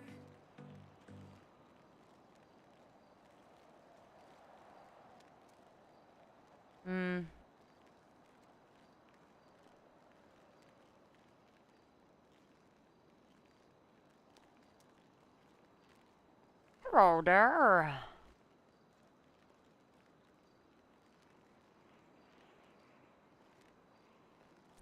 I am being above average.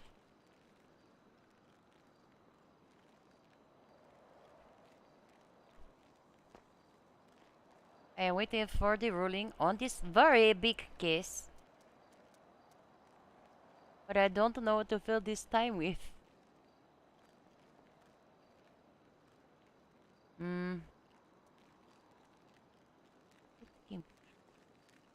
People outside. How is this case going? I don't know. It is how the court will interpret the law. It is very... people try to argue it very narrowly. People presume that for targeting, you have to target a specific individual. But, in my opinion, you can target a specific group of individuals and it is still premeditated and targeted. You do not have to name them by name. You don't have to say, I plan to kill Officer Commissioner Barry Hill. You don't have to say that. You can simply be targeting an entity of people. Not specific. and also premeditation. In this case, I feel it was pretty established. Very clear who the target was. I am not the judiciary, though. I have no opinion on the verdict. It is not my verdict to make. But I would say that the stash and the setup car for the rooftop shootout, um, I feel like that was definitely some premeditation and planning happening there. And I feel like the target was also very clear. And I personally feel like the actions of shooting many people can reasonably be expected to end their lives with the bullets, but I don't know. I argued a very similar case before, so I don't know. We will see how they roll on it. It is a lot of affidavits to go through, and I believe at least Mr. Hilliard, I believe they spent a lot of time going through the affidavits before, but they might be going through them again, looking at the evidence, reviewing the arguments.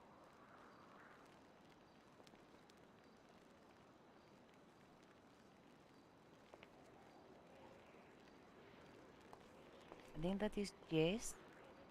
He come out. So I don't know how this case will go. It is going to depend on the ruling. Well, obviously the ruling, with their interpretation.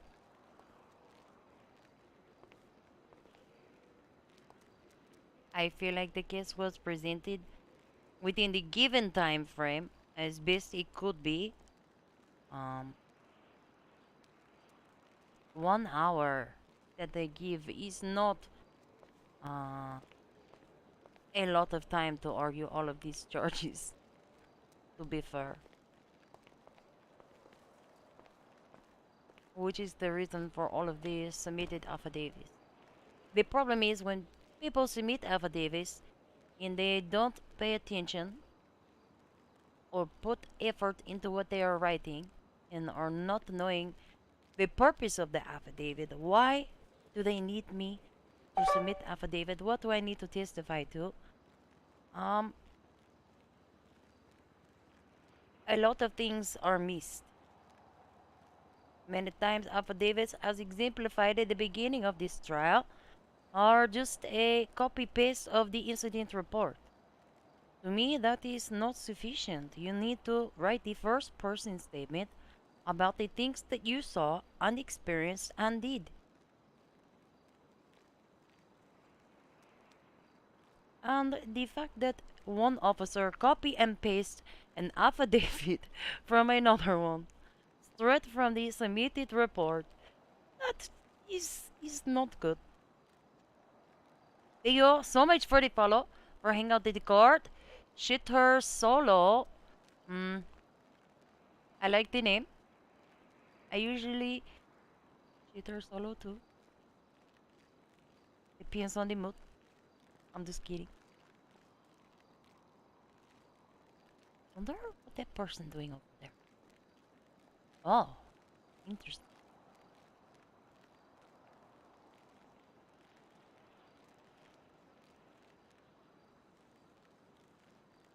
I think both sides did very good in the closing statement, pointing out the facts and the evidence and going into question facts and evidence. To me, closing statement is very most important. This always been my favorite part of court because that is your opportunity to summarize everything. Wrap it up in a little package and tell it so that it makes sense.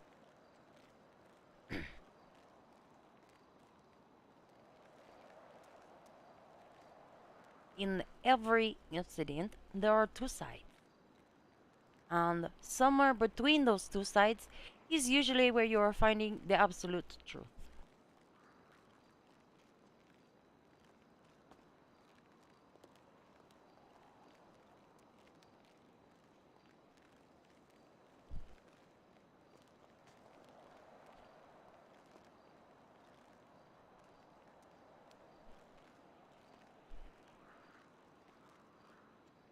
I don't know how to feel this time though. Hmm. Oh. Can the attorneys please approach? Oh. What is happening here? Is a seat bar? Shut the fuck up. Is it going to be deferred judgment? Excuse me, sir. Do you have a shirt you could wear? Can you put it on, please? I think that is Mr. Fontana. That is, I don't have an answer for you. I'm just informing you now that I'd like you to put the shirt on. Thanks, Van.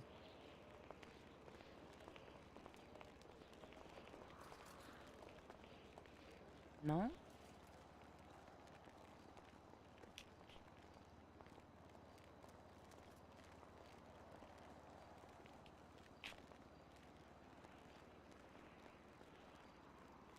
Sit bar. I cannot do selfie time.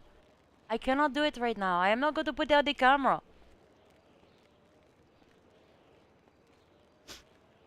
I will do it after. Or maybe Yes is here. Yes can refund your points. I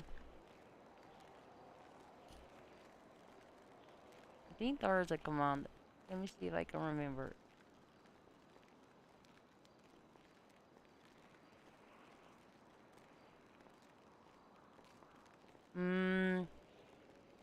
I don't remember what. I don't know what it is. I don't know it. That is clearly not it though.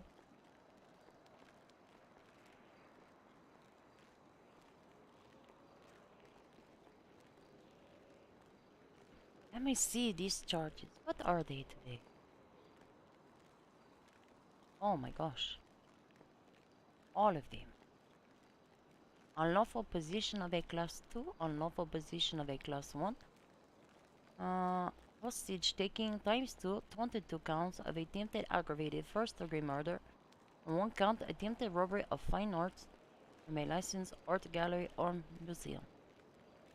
The fine of $171,250 with a suggested time of 2,462 months. Why is that one different? Oh, we have weapons components.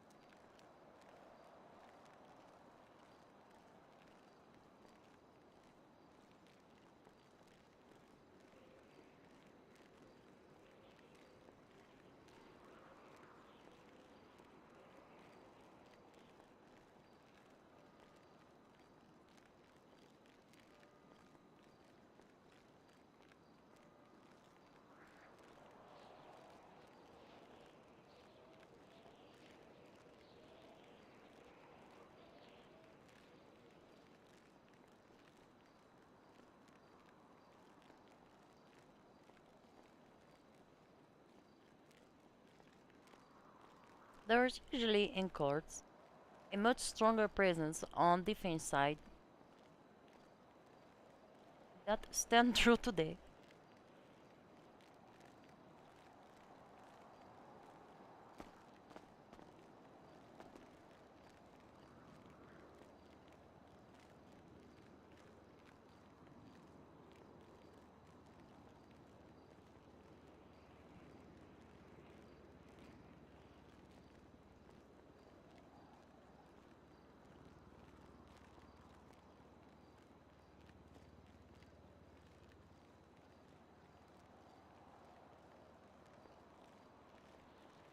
Let's go and talk to these people.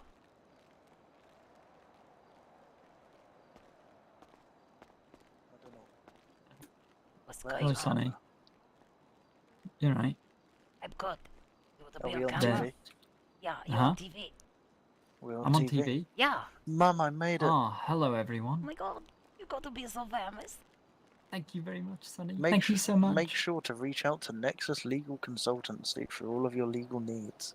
Yeah, don't forget. And Crown Jewels. Apparently, Crown Jewels are here. and there's a necklace you can only buy at Crown Jewels, as I heard from this fellow here. What is the necklace? How much is it? Advertising. Free. Also, Damien Flippington for state rep. We have milkshakes brought to you by Blackhawk Coffee Company. Are they coffee milkshakes? Yes, they are. Do they have chocolate in it? Guarantee they give you the zoomies, and the cops really love them. The cops love them? Why do they love them so much? She specifically likes it when I slurp it. Would you like to provide free sample for the news? I would, but this is my last one and I drank. It's almost gone. But if you come by Blackhawk Coffee Company afterwards, I will definitely give you a free one for the news. I am not really the news. I am guest news. Oh, okay. Well. But you're the news today, so technically Open up a new company. Judiciary News. Yes, Yeah. judiciary Judicial news. It's like Yeah, we all have MTV milkshakes, all Cribs, three of but us. courthouses. Oh. Yeah, something like that. Yeah, we had to keep ourselves awake. through Did you this not find very this trial to exciting be case. stimulating? Very exciting? I felt bad for Raven. Yes. I lie, that's all I could think Yeah, about that's all I was could take, this yeah. entire Moments trial. were. I feel the like most kind of. entertainment part was the scene. I do actually feel like a bit of an asshole for leaving when I did. And that guy It's was okay. kind of country. He took me back home. And I never thought I'd say that. I actually feel guilty. Is that your official good. statement for the court news record? No. Oh, No, it's on it's- record now. Yes, on record now. No, it's a, you know, Raven did her best, but at the end of the day, I should have been replaced when I left the I've DOJ. got to I say- wasn't, and she wasn't.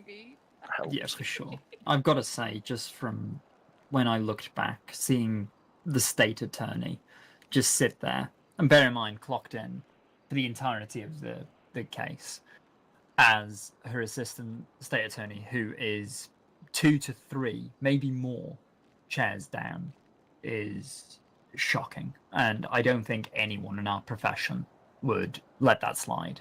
Be it PDO from the private sector, Oh my God. just wouldn't happen. This is news. No, it's really, really disheartening Oh to my see. God. And I think it's got to be even worse for the attorney acting. Thank you for the call. I do know that Most welcome. we can only speak for our own experiences, and I know for a matter of fact that if I was left in a position that Raven was left in, well, I believe that James you as manager would never let that happen. So. you were left in a position such as Well, yeah, I was when I worked for DOJ. Yeah. As a matter of fact, after I'd had a medical emergency, I was. Did you see this picture? Resulted in an acquittal for a defendant This that is how San Andreas looks when a high I'm profile did crime have is evidence happening. Where against did him. all the crime and going to go and approach all of these complete strangers to see if they have any comment. Thank you very much. Take care, Judicial News. Yes. Hello there, people of the gallery. Do you have any comments for the news today? Hello, Sonny. Oh my God, hey there. Hey there. You have any comment today? Yes, I do. Oh, would you like to comment? It's- The prosecutor did the best she could given the circumstances, and no matter how the beautiful, respectable, handsome judges ruled tonight, Raven did her best, and everyone can see that, including the defense counsel. Yes, they are very handsome judges.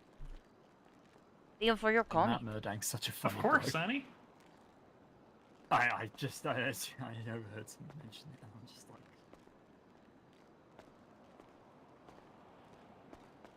Hello there. Good evening.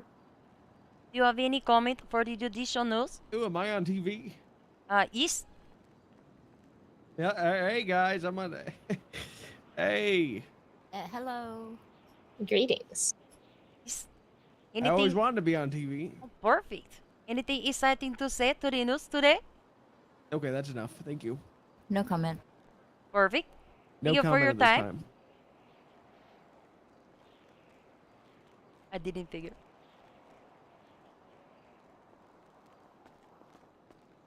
Hello there. Do you all have any Hi, comment? Sunny. Anything you would like to Hello. say for the news? Please make I got a PG. comment? Free my boys, they ain't did none. Yeah, they really ain't do it, dog. They really did it, ain't do dog. it. They have their pinkies crossed the whole time. I believe their defense attorney I mean, even asserted it well. is not whether or not they shot, it is whether or not premeditation. Was it first I or believe second? they did Is more of something. the question there. I don't believe it. They didn't do nothing. I was here the entire time. I don't believe any of it. Oh my Was gosh. the judge there when it happened? That's what I thought. Those are very interesting arguments. Have you considered legal profession? You could be the defense attorney too.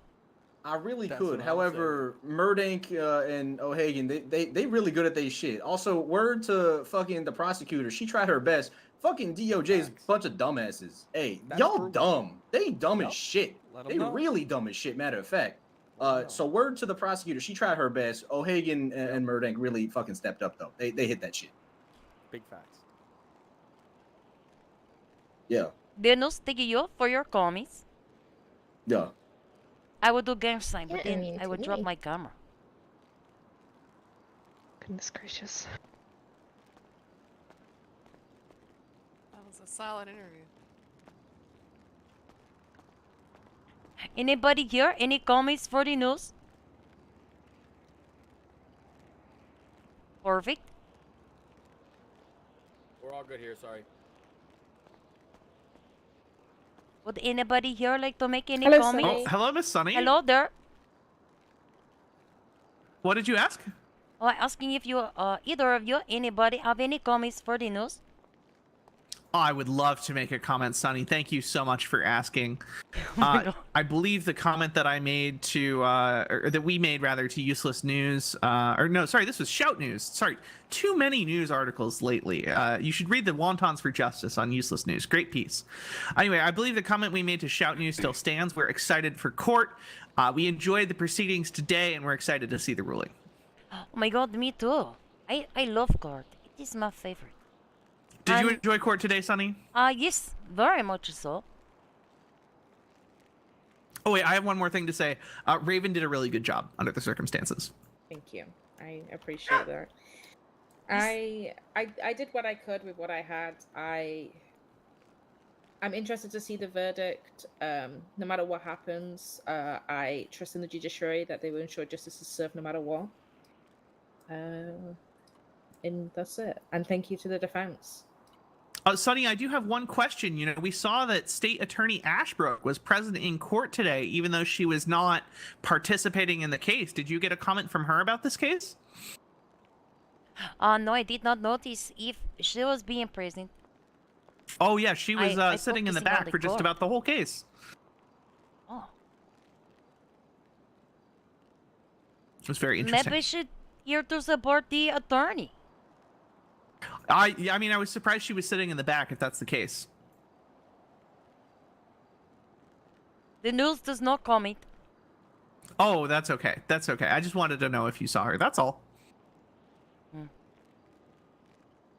thank you so much for your time. And yes, Oh, certainly. I just Thank you for love doing the court. news. Oh, you are welcome. I don't know Hi, what everyone. to do. I hope you had a good time. Oh my What the fuck? Well, there's people watching, Wait, right? can I say that live? Oh shit. Yeah, you did. I believe that's a direct quote from Sheriff's Deputy off. Daniel Patron. That is twice. Also now. a direct quote from Sheriff's Deputy Daniel Patron. Sorry, I'm from the south. You'll have to forgive me. That's okay. I'm sure Stevens will find a way to mess with you for it. Yeah, I'll be fine. I I'm have been to the south. I'm a red-blooded American. I don't know scientifically if that is correct. I think blood is technically Red-blooded? blue. Technically, until it reaches Oxygen. Oxygen, and Yeah, then it so it's turns mixed with red. Oxygen, yes. That's right. So are you saying Sonny, you are high on did you see my oxygen? yeet? No, I did not. I have been looking through this camera. Oh, let me read it off for you. By the way, I love the Venetian. Great food, lovely views from the rooftop event space, allegedly excellent defensible position. Honestly, the tweet's kind of mid. I'm just saying. That's why I got I'm 16 just likes, kidding. dog. Out of how many people in the city? Throw hands. Let's go. Oh my god. It's funny shit. Please behave. All of you. I think I am going to recuse myself from my presence here, so as not to. I heard a dog. What the fuck? Are you okay, I Sonny? think it's outside. Oh my god. Oh, it must What be the- outside. It sounds like it's through the I'm window. gonna go look for it. That's crazy. Oh my god, dog, please be quiet. Shh. Shh.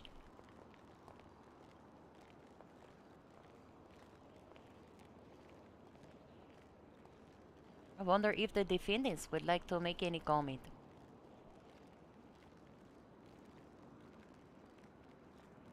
That could be fun.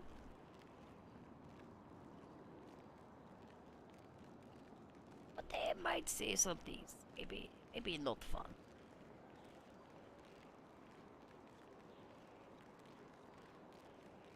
Hmm. Is the verdict? No.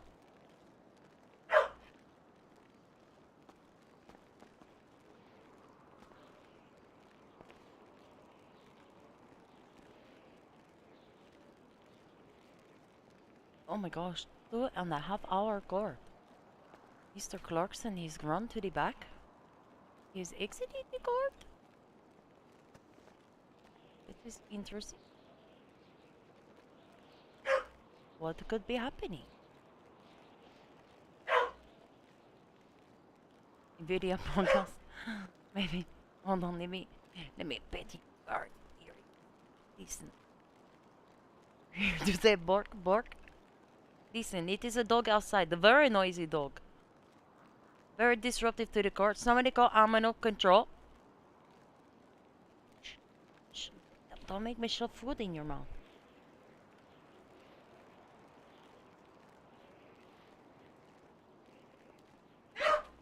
Dog, if you don't be quiet, I'm going to be upset. Shh, go lay down. Don't stop the bark. I have to stop the bark. Very unprofessional news. Now Mr. Hagen coming back to here? We want to speak to Barry.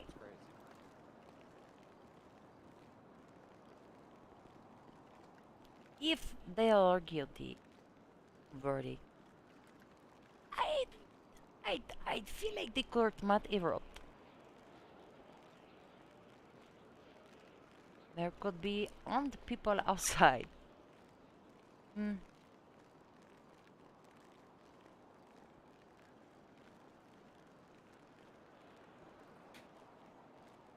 Oh, what is it?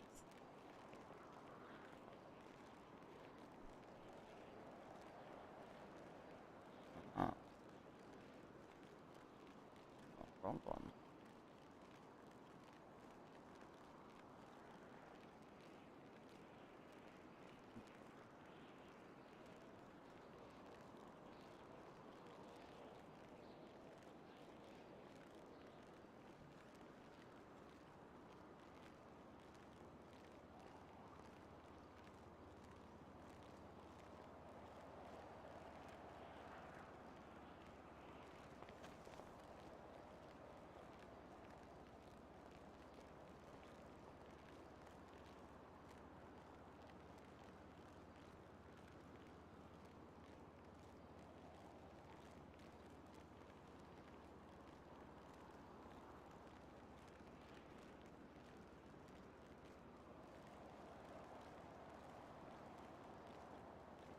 Oh my god. I need to put this camera down and eat if they don't come with the verdict soon.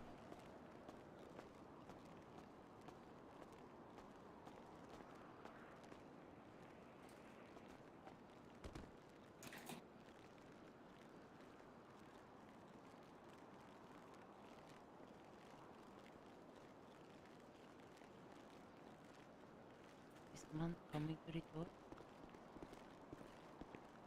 Where did Mr. Clarkson go though? Maybe he ran to get some food. I don't know.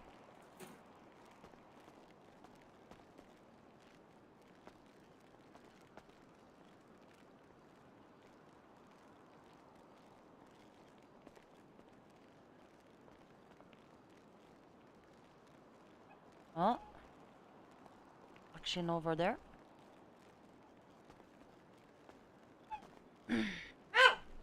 Shh, go lay down.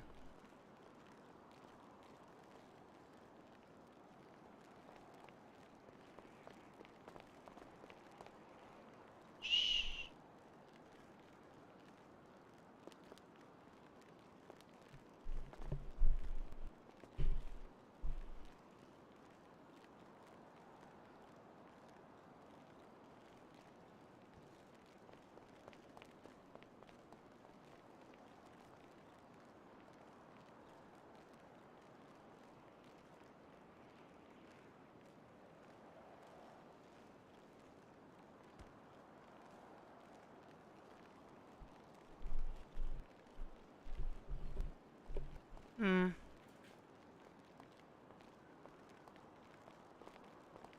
Hey, Matt. Donald, I think they're getting ready to rule.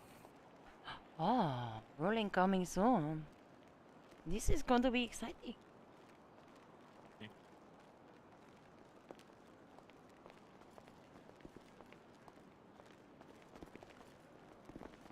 That did make me laugh, though. Willow hiding behind the desk.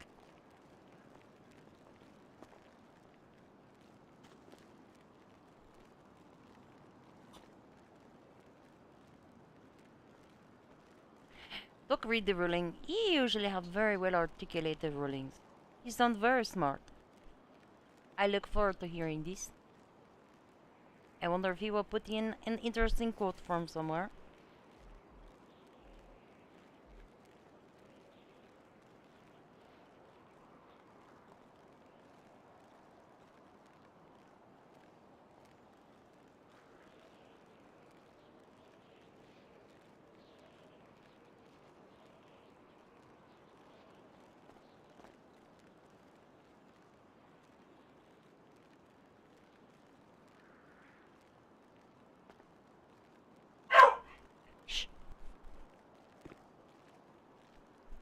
If I let you up there, will you be quiet? Oh my god. Calm down over there.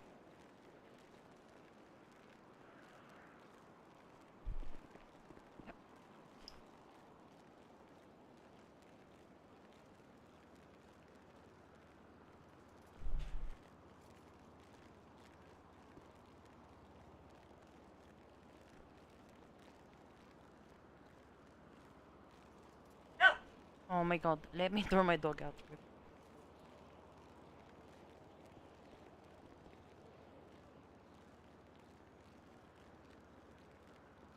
Be right back. I don't want to miss the ruling. We'll keep hearing it up. Yeah, for sure.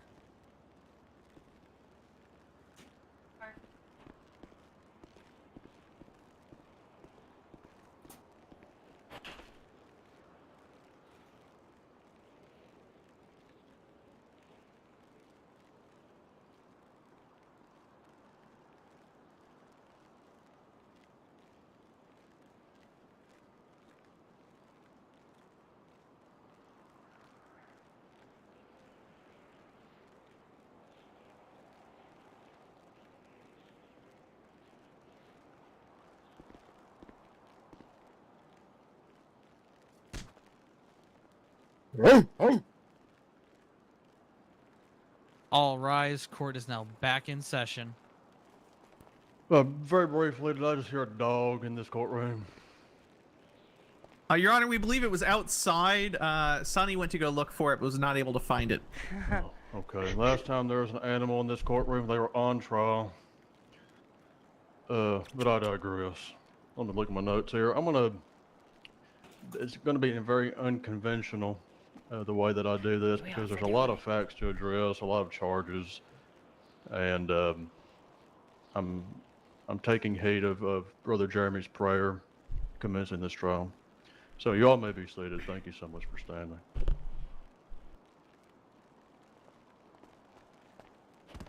So we'll kind of address this from the start, and we'll go through it as everything went to the venation, after the venation, and so on and so forth.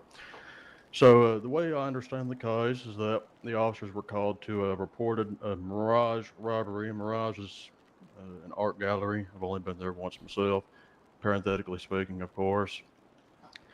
And there were two reported hostages, and there was an officer named Joseph Lombardi, who unfortunately was not here to provide testimony, but did so through an affidavit, who was watching the closed-circuit television cameras.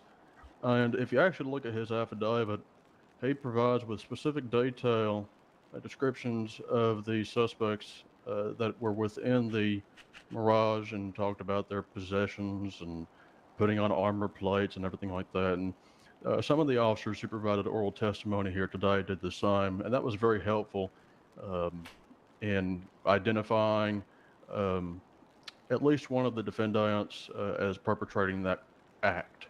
However, the testimony, both through the affidavits and the oral testimony provided here today, didn't at all really focus much on the Mirage, and understandably so, because the defendants are looking at 22 counts of attempted first-degree murder with an aggravating circumstance. It's very significant, and the time and fine that they would serve and have to be forced to pay is just on those acts alone is probably tenfold compared to the robbery charge. But nevertheless, it is still a charge that the state has to prove beyond a reasonable doubt. And anyways, so the robbery takes place. There are two hostages. There are four people at the robbery. And Officer Lombardi was able to identify through the CCTV cameras, and then subsequently when he arrived on scene at the eventual shootout, drew to light as being one of the people at the Mirage robbery carrying the Class 2 gun with the two hostages. There were negotiations at the Mirage. There's nothing that would make this court believe that this was not an attempted robbery and that those people were not hostages. So everything points towards the fact that that was an attempted robbery. And there was also testimony, I believe, in the form of an affidavit of an officer looking down. I guess there's a sun roof or something to that effect, or a day.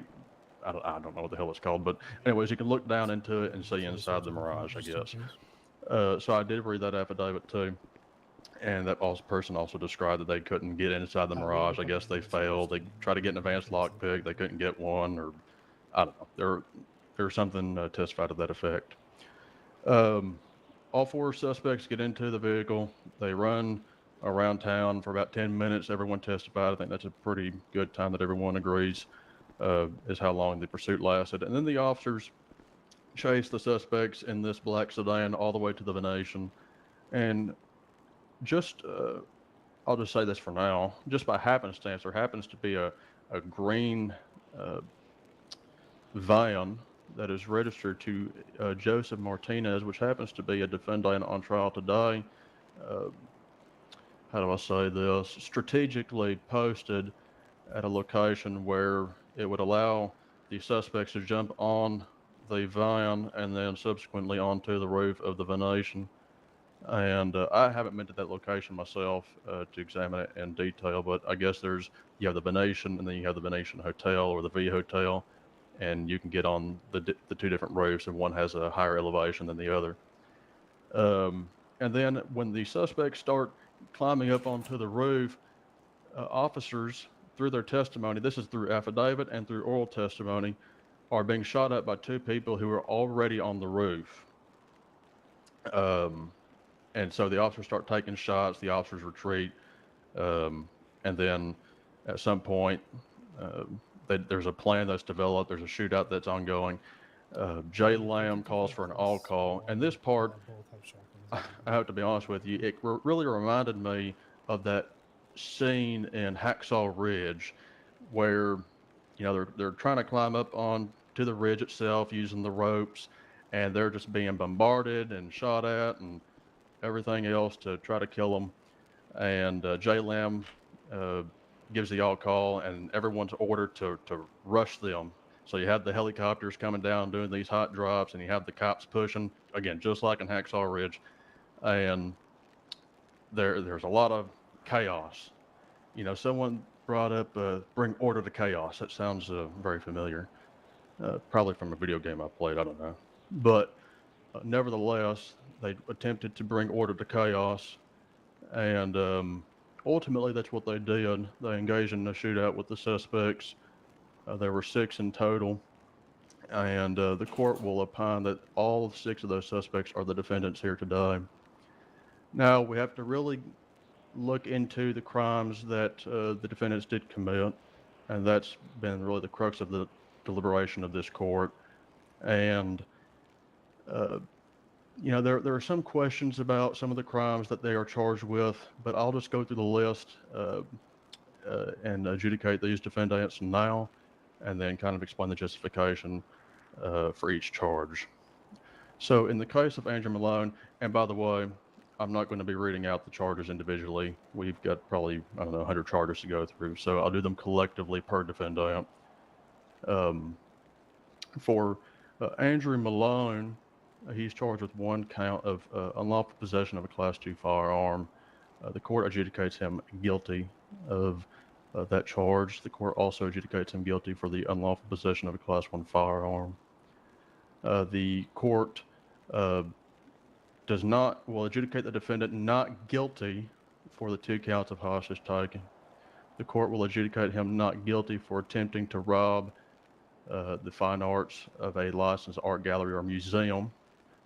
And finally, for the counts for the attempted first-degree murder with aggravating circumstances, the court will adjudicate him guilty for 18 of those 22 counts. For Hans Schmidt, we'll move on to him. The court adjudicates him guilty of unlawful possession of a Class 1 firearm, 1 count. Guilty of 1 count of unlawful possession of a Class 2 firearm. Guilty of 2 counts of possession of an illegal weapon component. The court adjudicates him not guilty of 2 counts of hostage taking. The court adjudicates him not guilty of robbery from a fine arts, from a licensed art gallery or museum attempted. And the court adjudicates him guilty for 18 counts of aggravated attempted first-degree murder. For Darnell Whitescale, he is charged with 1 count of unlawful possession of a Class 2 firearm. The court adjudicates him guilty. He's charged with 2 counts of unlawful possession of a Class 1 firearm.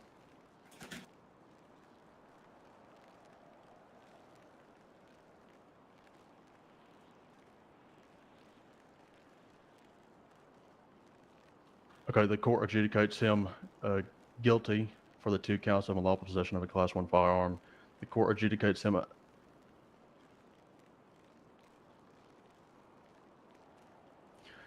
not guilty of 3 counts of possession of an illegal weapon component.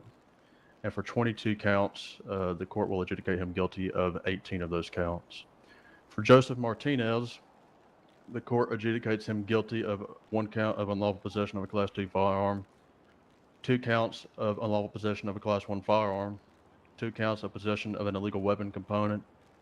The court adjudicates him not guilty for 2 counts of hostage taking, 1 count of unlawful possession of ammunition, and 1 count of robbery, attempted robbery of fine arts from a licensed art gallery or museum, and adjudicates him guilty for 18 of the 22 counts of attempted first-degree murder with an aggravating circumstance. In the case of Drew Light, the court adjudicates him guilty of unlawful possession of a Class 1 firearm, 1 count, unlawful possession of a Class 2 firearm, 1 count, possession of a illegal weapon component, 1 count, hostage taking, 2 counts, robbery of fine arts from a licensed art gallery or museum attempted, 18 of the 22 counts of attempted first-degree murder with an aggravating circumstance, and adjudicates him not guilty for 1 count of unlawful possession of ammunition. The court adjudicates, in the case of Maxie Whitescale, adjudicates her guilty of 2 counts of unlawful possession of a Class 1 firearm, 1 count of possession of an illegal weapon component, and 18 of the 22 counts of aggravated attempted first-degree murder. So, to answer some questions, I'm sure, the 18 of the 22 counts, this comes from the 18 medical reports that were proffered by the state as evidence. So the state asserted that 22 officers were injured or downed. 18 of those officers were treated by a medical authority who submitted a medical report, and the court decided that it was most appropriate to adjudicate them guilty for those 18 counts instead of all 22 counts. And in some cases, for those 4 outstanding counts, it's not even known if those officers were hurt or where they were hurt or who they were shot by, etc. So, in the case of Drew Light, this is going to be another topic of discussion. For the He night, is so they found may get guilty time of the served. robbery, attempted robbery, the hostage taking, because in Officer Lombardi's very detailed affidavit, he described Drew Light with the utmost specificity, and just unfortunately happened to be the one who detained Mr. Light and identified him by driver's license, and of course his physical descriptors as well. I think that is about it. I think that addresses all of the charges today. So other than that, I will give it to the chief. I understand he wants to provide an opinion, and then we'll move to sentencing, and then after all of that commotion's been done, we will move on to the other issues of significance, such as a couple of the witnesses not showing up, the affidavit mishap, and things like that. Thank you. So there are a couple of things that will also be posted to the docket that will not be explicitly stated out here in the court's record today. One of which is that of the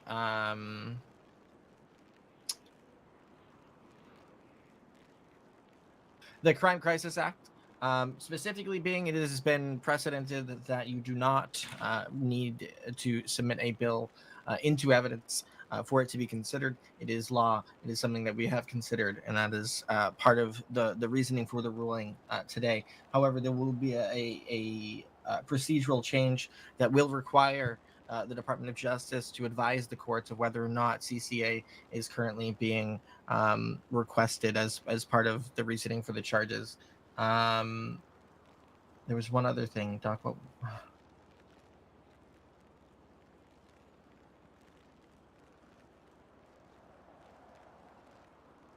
While he reviews his notes, so going forward, if the Department of Justice does not physically state that the charges are stemming from the Crime Crisis Act, and they are still pursuing as such, it will be an instance of where not guilty will be found across the board, to the extent. I'm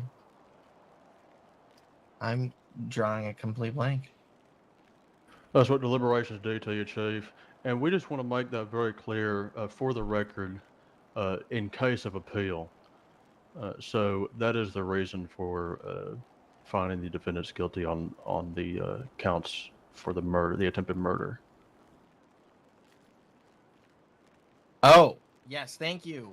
There will be another procedural change. That was the other thing. There will be a procedural change regarding firearms that will be established in this case, because a major portion of what took so long for us to come to a decision in this matter was the amount of back and forth required between evidence and docket posting and affidavits.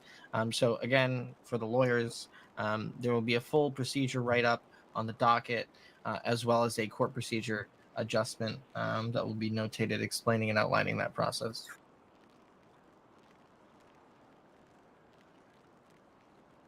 That's all I have.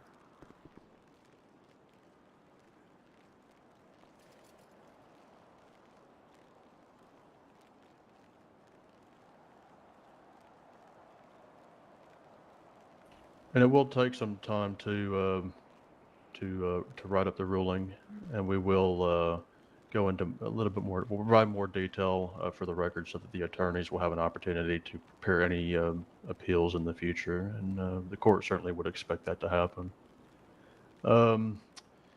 Okay, in the case of Malva, which one is it? Malva Greer. Is she present? Going once, twice? No.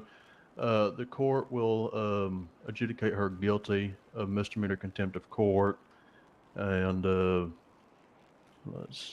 obstruction of justice. For the misdemeanor contempt of court, she is to serve 20 months imprisonment within Bolingbroke State Penitentiary. She'll be served a $15,000 fine, and for the obstruction, or excuse me, for the contempt, and then for the obstruction, $5,000. So she'll face a $20,000 fine and 20 months imprisonment. Oof. For the case of Keith Clapp, the court will work with both counsel because I want to get this issue sorted out. It's very troubling that, first of all, is Keith Clapp here? I do not believe so, Your Honor. Okay. So the issue is very troubling that it appears on its face that it's a copy and paste from Layla Voss's, or is that who it was? I think it was Layla Voss. Her affidavit. That is unacceptable. The affidavits are supposed to be subscribed by the affiant, and we're not going to allow people to copy and paste others' affidavits. So that will be addressed within the coming days, and I'll have him come in and testify, and we'll make sure that that issue is sorted out, and that will not happen again by Mr. Clout.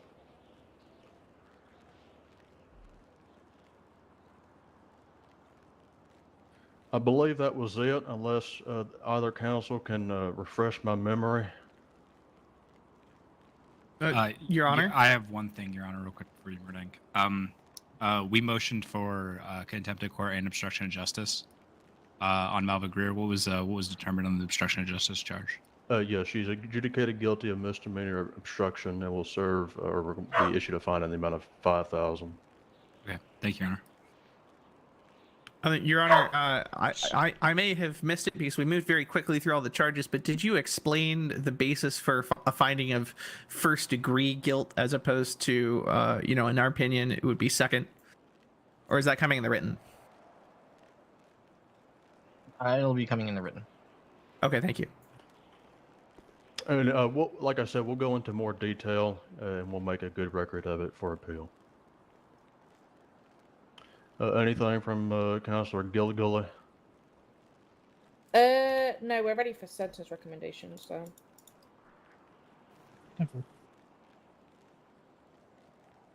They might go free. Your Honor, if I could have a quick moment to confer with opposing counsel real quick, just see if we can Okay. settle this before. That's fine. We're actually doing stuff up here ourselves, so we'll solicit recommendations at 12 past.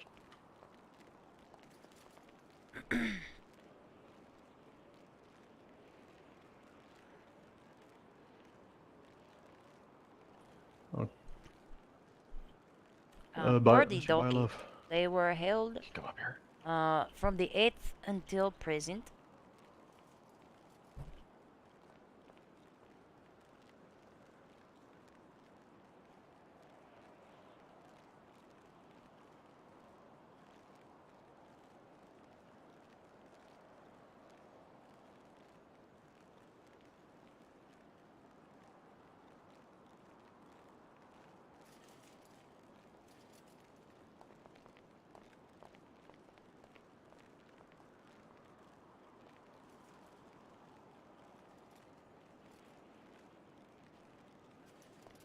Defense is prepared to proceed to sentencing recommendations, Your Honor. All right, is the state doing the same? Give me like 2 minutes, Your Honor. Okay, that's fine. We'll actually give you longer because I was just informed that Malva, Greer's on duty, so we're going to have her come down here and testify as to her noncompliance. So we'll do that first, and then we'll do the sentencing after. Oh.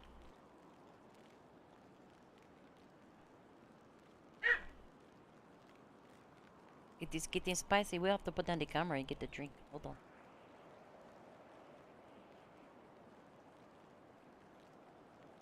A chocolate.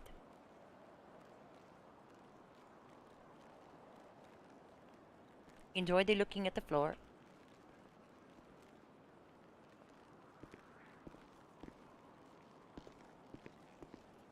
That is the chief.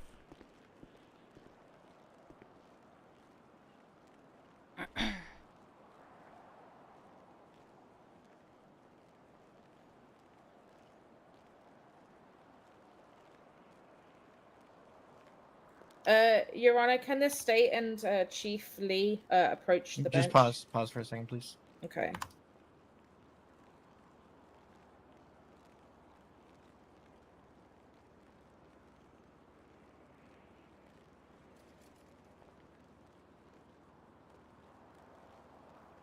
I think they're going to maybe consider how much of the time they have served.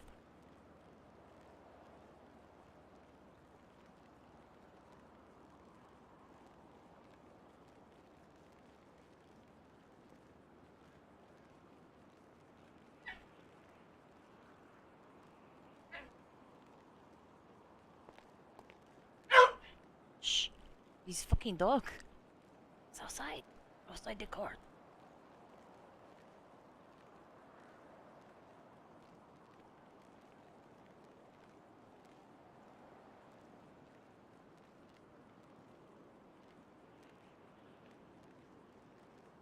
I don't expect for them to walk free, though. Okay, it's my understanding Chief Lee has a comment to make. The court will entertain Chief Lee.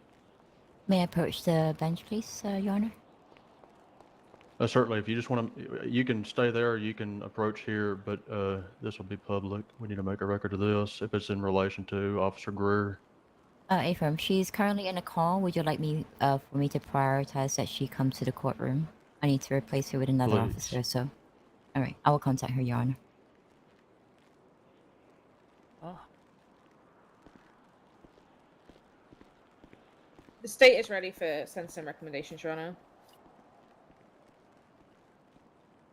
We'll do it after the questioning of Lady Greer. Is he served by the court?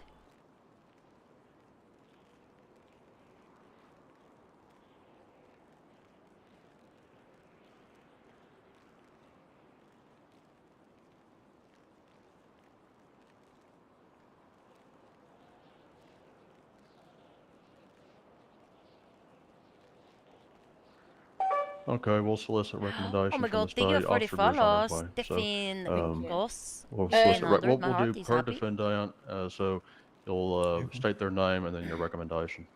Okay, I do not have the fines because I couldn't make a note of what charges they were found guilty with, so I will need some help from the courts on that. Oh my god, another follow. My heart is happy. Thank I you, mean, Coco it's Wolf. blanket for every single defendant, really. But I can go through it one by one if you wish. Okay, so the time is the same for all defendants? Yes. Okay, I'll just hear it then. The state is willing to do time served. The defendants have been in prison for 20 years. The state feels that they have more than, I don't know what the word is, served their time for the charges, I guess. But the fine, the state would like them to pay full fine for the charges that they're found guilty on. Okay, the recommendations from the defense. Yes, Your Honor. Defense would recommend a maximum fine set for the individuals of $40,000.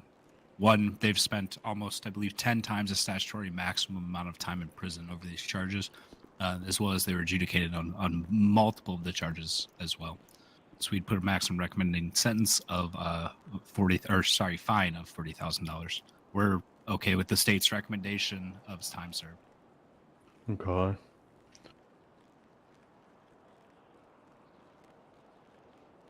I don't think that the court will do $40,000 down from $150.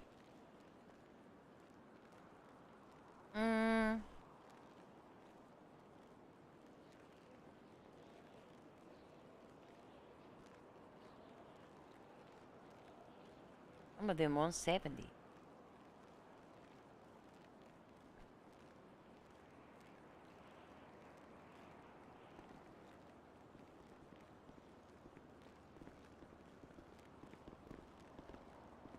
Oh no. $171,600 for Mr. July. Minus possession of ammunition. Well, 20 days. I don't think it was quite 20 days. The 8th until now. But they was holding till trial.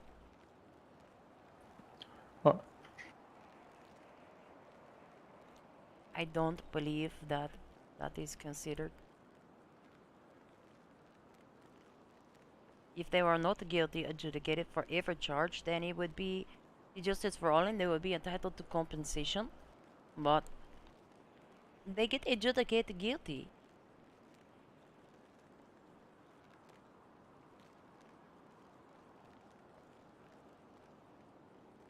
We do that. Mr. Hilliard, you are speaking quite loud. Yeah, it was a hold to charge. So they were in there waiting for the court. To be fair, if they went out on bail, they Okay. probably would have ended up in there anyway. As many people do. Okay. The court has taken under consideration the arguments made by the state and the defense. Well, really not the arguments, just the proposals, the recommendations as they call them. So we're looking at around 2,000 months if they were to serve full time. Of course, the state has recommended the time be served, and the defense obviously concurs. And the court agrees that being in the pen for 20 days is probably long enough. So hearing no argument against that, the court will grant the time served, and the defendants will no longer have to remain in the pen. However, when it comes to the fine, the court has discretion to amend the fine amount, and right now we're roughly looking at about 140,000. I think it's like 142. I think Drew Light is the biggest, has the biggest fine, and the state would request, or they requested that they be served the full fine. The defense requests 40,000. I think it would be fair to kind of make somewhat in the middle, and we'll put it to about $95,001. I think that is the most appropriate thing for us to do today. So that is the sentence. The defendants are hereby sentenced, and it is so ordered, and they can be remanded to the custody of the Department of Corrections to carry out that sentence. Yes. I like it. However, we're not going to adjourn just yet. We're awaiting a Malva They Greer. cannot Malva send Greer to one of the two. prison. Your Honor, got Mover is here now. Okay. Officer Greer, please. Your Honor, quick question. Would you, since we're just handling some administration items, would you be okay with the defendants to begin their transport up and being processed? Some of them, I believe, it's getting pretty late. Where is Marshal Evans? Coming up, sir. Okay. The defense counsel suggests that their clients be taken back to the pen to be administered everything, like the fine and whatnot. Do you have the security sufficient enough to do that right now? I would believe so, sir, if you so permit it. Okay. All right. If it's feasible for you, do it now. Let's get them there and get them situated. There's an NBC report already made. Thank you, Your Honor. Perfect. Thank you. Within a couple seconds.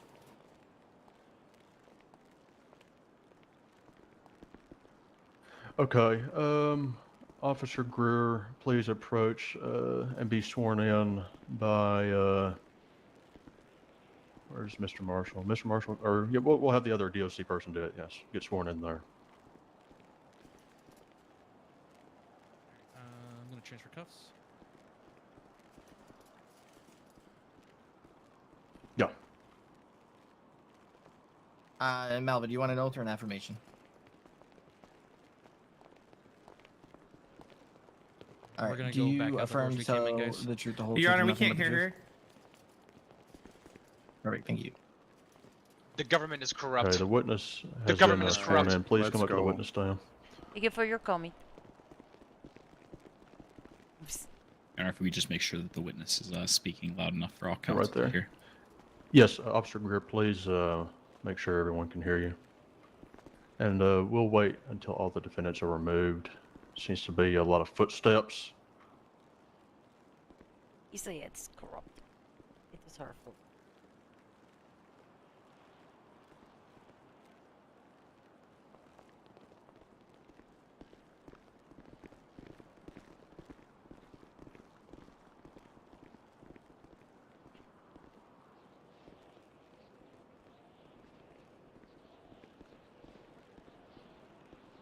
Okay, very well.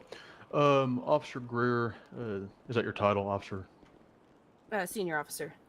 Okay, Senior Officer Greer.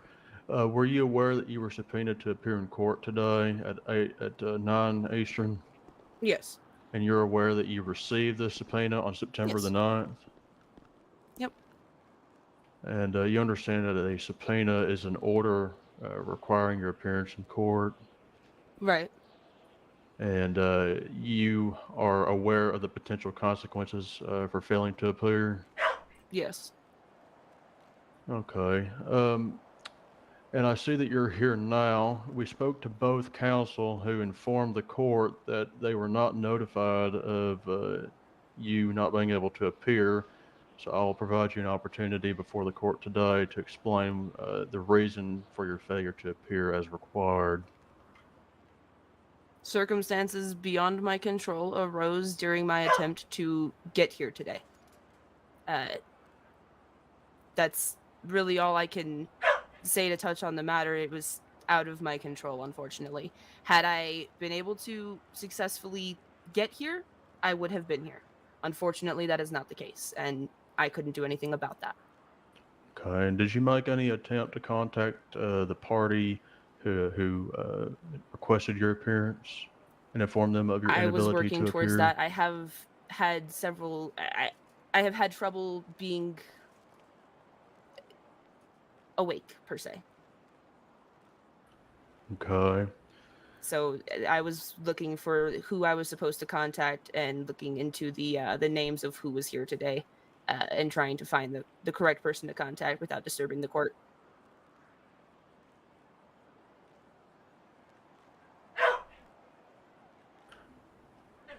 Okay. Did you? You're aware that you can contact the attorney who requested the subpoena, like through email. Did you attempt to do that? I was working on finding out who it was when I got notified about everything. I didn't remember the name of the person. I had to go look on through my emails and find out.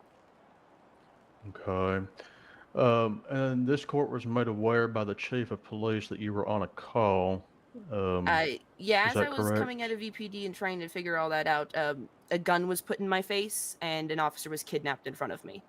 So I was attempting to get all the information transferred to them and get a unit to be responded in my place so I could handle this business.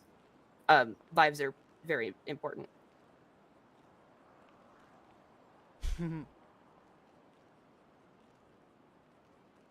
Okay, so where was this the all- officer kidnapped from?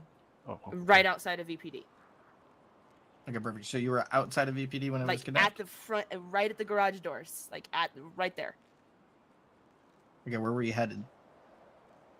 I was coming out when there was a 911 call right across the street, and as I was just making phone calls, I assumed we could just I could watch over him really quickly, and I was wrong. So my mistake, but I was working on making phone calls and finding out who I was supposed to contact. Yeah. Like I that said, is- the circumstances were out of my control, and at the point that this happened, the court was already very far into session, and I couldn't get here.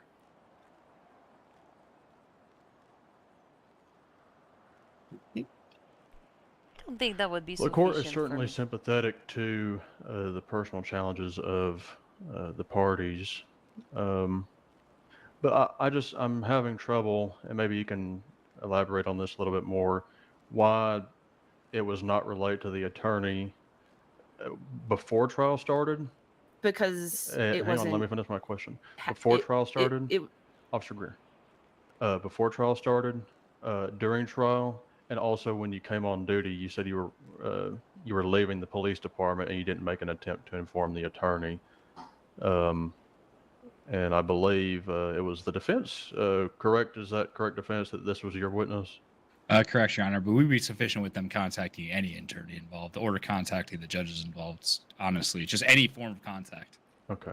So I guess that's my question: is why that was not done? I understand you have obligations elsewhere, and I'm fully sympathetic to that. and you will find no other judge in the state more sympathetic to your personal affairs. But it's perplexing that once you were able to get on duty, you didn't even attempt to contact the attorney. We found out third party that you were on duty and that you were on a call. So that's probably the most egregious part of this failure to comply. Can I? So if you can just kind of walk me through your thought process about that. Okay, so the issue that prevented me from getting here today happened as I was headed here on time. I was prevented from getting here by circumstances that are out of my control that I shouldn't have to. I can't really share the explicit details of it. Yes. I But don't think the biggest I made concern it is almost that, though. here several times and then had to have my car towed back to VPD multiple times in a row because I could not get here. I Senior attempted Officer Greer, to figure out who the attorneys were. I was in Okay, process I'm of that.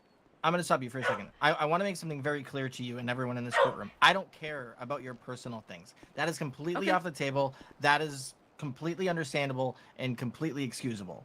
That I completely sympathize with you. My problem is you've been on a docket for 20 days. That you've been very well informed about. You've been included on emails about, included with attorneys. You knew the attorneys. There's no way you didn't know which attorneys were on the case. There's no way you didn't know which judges were on the case. There's no reason that it took you that long to email or contact. You said you were at VPD staring at your phone trying to contact one of us. That's where Justice Hilliard's concerns are. They do not lie with your out-of-state responsibilities because we can't take that into consideration. Does that make sense? Okay, sure. And then the entirety of it is that I guess I was just being slow about it. I don't really know how else to explain it other than I didn't know who to contact without disturbing the entirety of what was going on here. And something happened immediately as I was attempting to get here a final time, and unfortunately I believe that that life took precedence. So there's that. That's the only statement I have to make.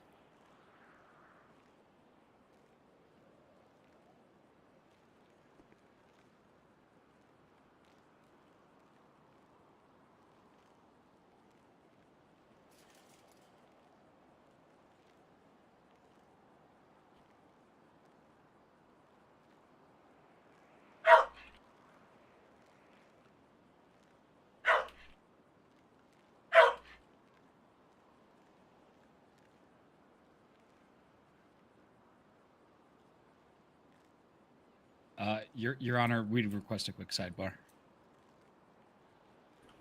Is it about Officer Greer? It It's is. not that if she has the personal issues, like we can't hold people. We can just say it if you want. It got Yeah. tip or anything for that. If, like that if we're is brought life. with Life information comes first that's before, contrary to what the individual is stating, state would you be willing to have a witness testify to facts of the record?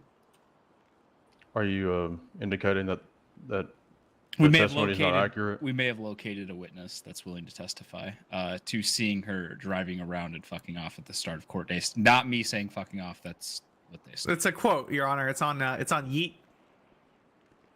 Okay, if there's testimony contrary to what she's saying, the court would be open to hearing it. All right, perfect. I have let them know. They should be here momentarily.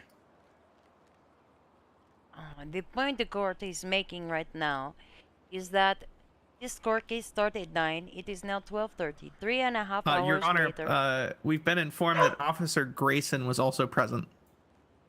I don't know if there's an Officer During what? Grayson here in court today. The alleged interaction where Deacon Hope, who will testify, and Ryder DeFord witnessed Miss Greer present on the streets about an hour or two ago on Hollick, where she was Approximate parked. time? The testimony from the witness on Yeet is about an hour or two ago. Yeah. Your Honor, before we go into this too much, do I have to be here? I'd really like to go to bed. Yes, this is part of the proceeding, unless there's another representative from the state that's here. That would be a no. We'd be fine with Barry stepping in. We hear likes court. Barry, can you step in for the Department of That Justice? is something that would have been emailed. Or is there any member of law enforcement in the gallery that will just step in and relay information if needed? I doubt there will be any questions for the DOJ. Nobody. Really? Really? I will step in. But Your Honor, I understand that the chief of police is still here and that she's bar certified. I am not bar certified, Your Honor, but I am present. If counsel for the state wants to make the recommendation for substitute counsel, but we do need a representative from both parties. Layla Voss is willing to step in. Perfect, thank you. She can step Stop. up and dismiss. Stop barking. Thank you for time. Okay, so just to be clear, defense, you're bringing in a witness. Yes, Your Honor. There's a We've had witnesses on their several way. people reach out to us. Yes, that is We're the going to issue. start with the first witness will be You Deacon should be able Hope, to still Your Honor. send the email on the Okay. forms. Can he be here email in the pretty quickly? Discord. Thank you for the I think he's follow. on his way. Useless news live. Perfect. Oh my god, While thank we you. wait,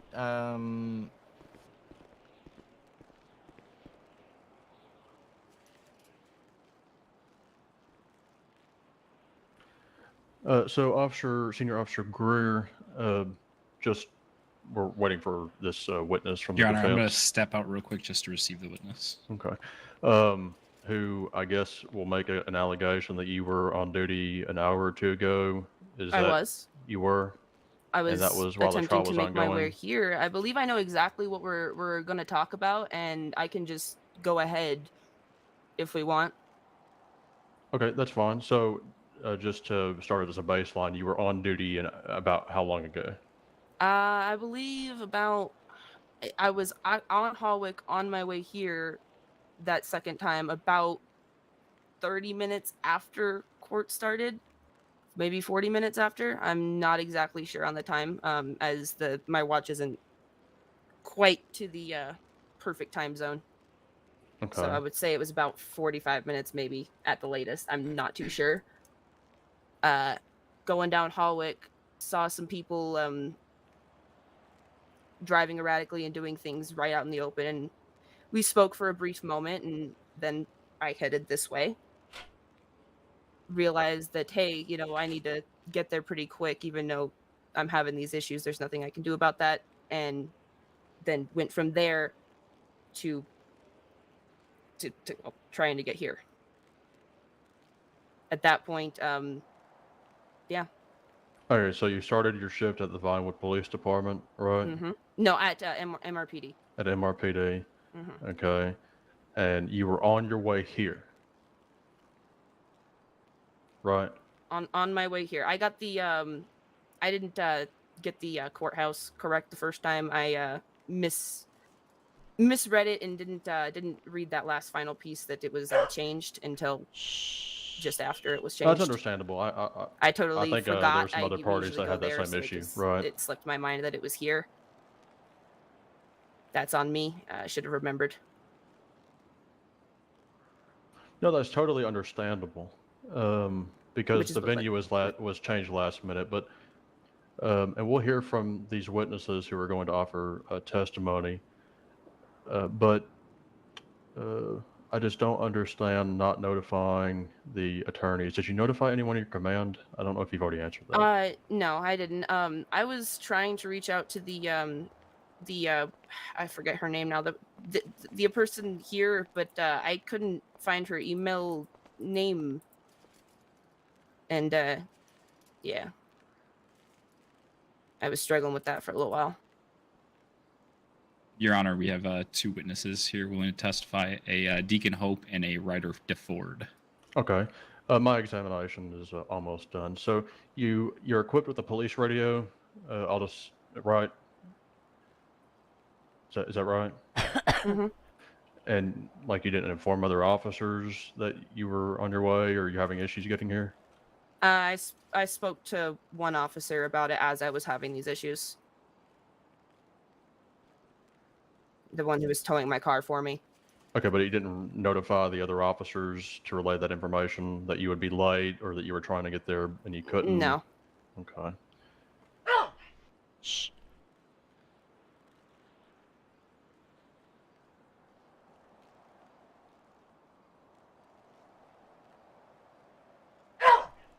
Dog, be quiet.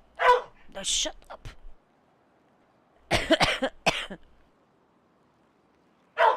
Oh my god. Okay, you can step down. We're going to bring in Mr. Hope. You are still under oath, and we may recall you. Mr. Hope, come up here.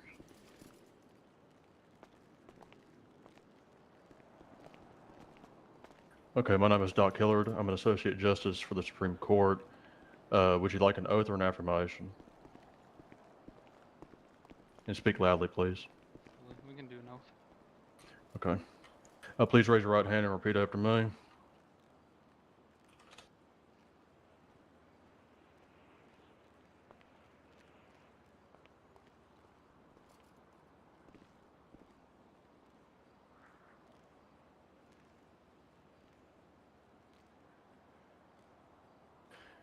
Okay, do you solemnly swear that the testimony you're about to give is the truth, the whole truth, and nothing but the truth, so help you God? Yes, I do. Okay, you may be seated.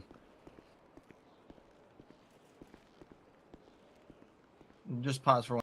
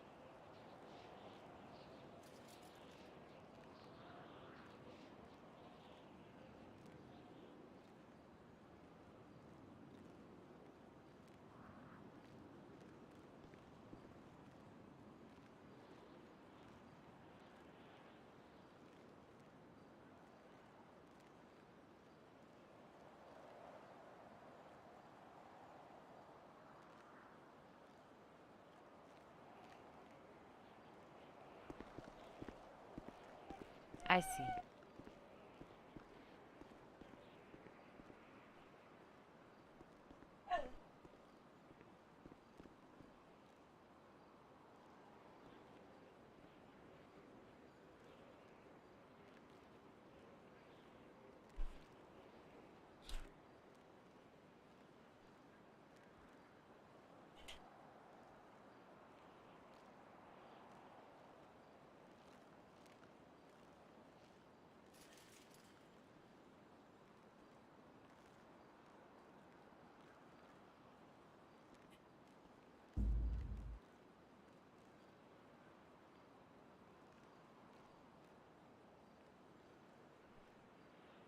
All right, ladies and gentlemen, Deegan, I think I actually got enough information that I actually don't think we need your testimony, but I do appreciate you coming down here.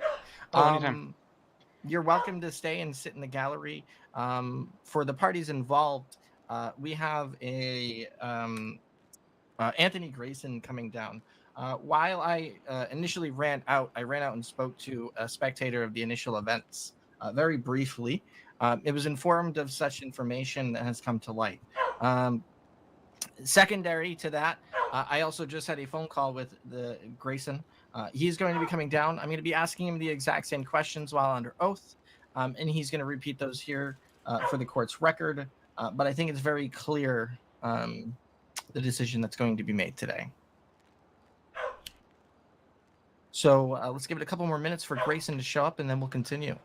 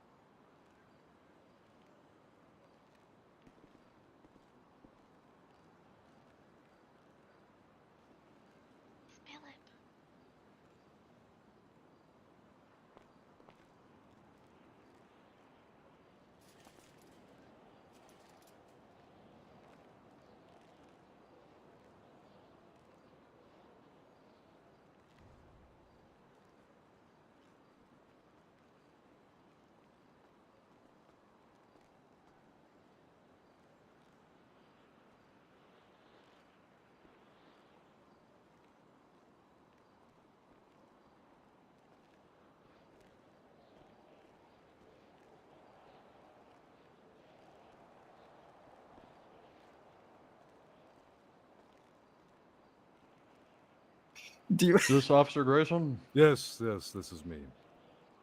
Do you? Do you want to know if they're an affirmation? What does that mean? So you're going to be testifying to the courts under the pains and penalties of perjury. You can do that with God or without God. Okay, can I do it with God? Sure. Can you raise your hand for me? Do you swear to tell the truth, the whole truth, and nothing but the truth to help you God? Yes, I do. Perfect. If you want to take a seat over here, and I'll begin asking you some questions. The heck is It's going to be pretty much the same questions that we spoke about on the phone earlier. So let's get started, shall we? So you were on duty earlier, correct? About an hour or two ago? Yes, sir. I started my day out, and I was even up here providing security for this beautiful symbol of justice. Perfect. And at some point within the last 2 hours, you did, in fact, show up around the clothing store because you did see Malva Greer pulled over to the side of the road, surrounded by a group of people. Correct, yes. I was leaving VPD. That is not the reason I'm dressed like this, by the way. That is a different incident. But yes, No, I'll we'll let you get to explain that. that. Okay, Yeah. thank you. I would like a chance to explain myself before I get in trouble. Perfect. And then there was a certain point at one point where you and Malva stated you had a call to go to get away from that group of people. Is that correct? Correct, yes. They were surrounding us. It was a very good get-out excuse. Perfect. Shortly later on down the road, you and Malva were also down there together. At which point another party showed up and stated, "Aren't you supposed to be in court?" or something to that effect to Malva. At which point she said, "Shit," and then drove off. Does that sound about right? Correct. I believe I did hear the shit word, and they did speed off. Yeah, perfect.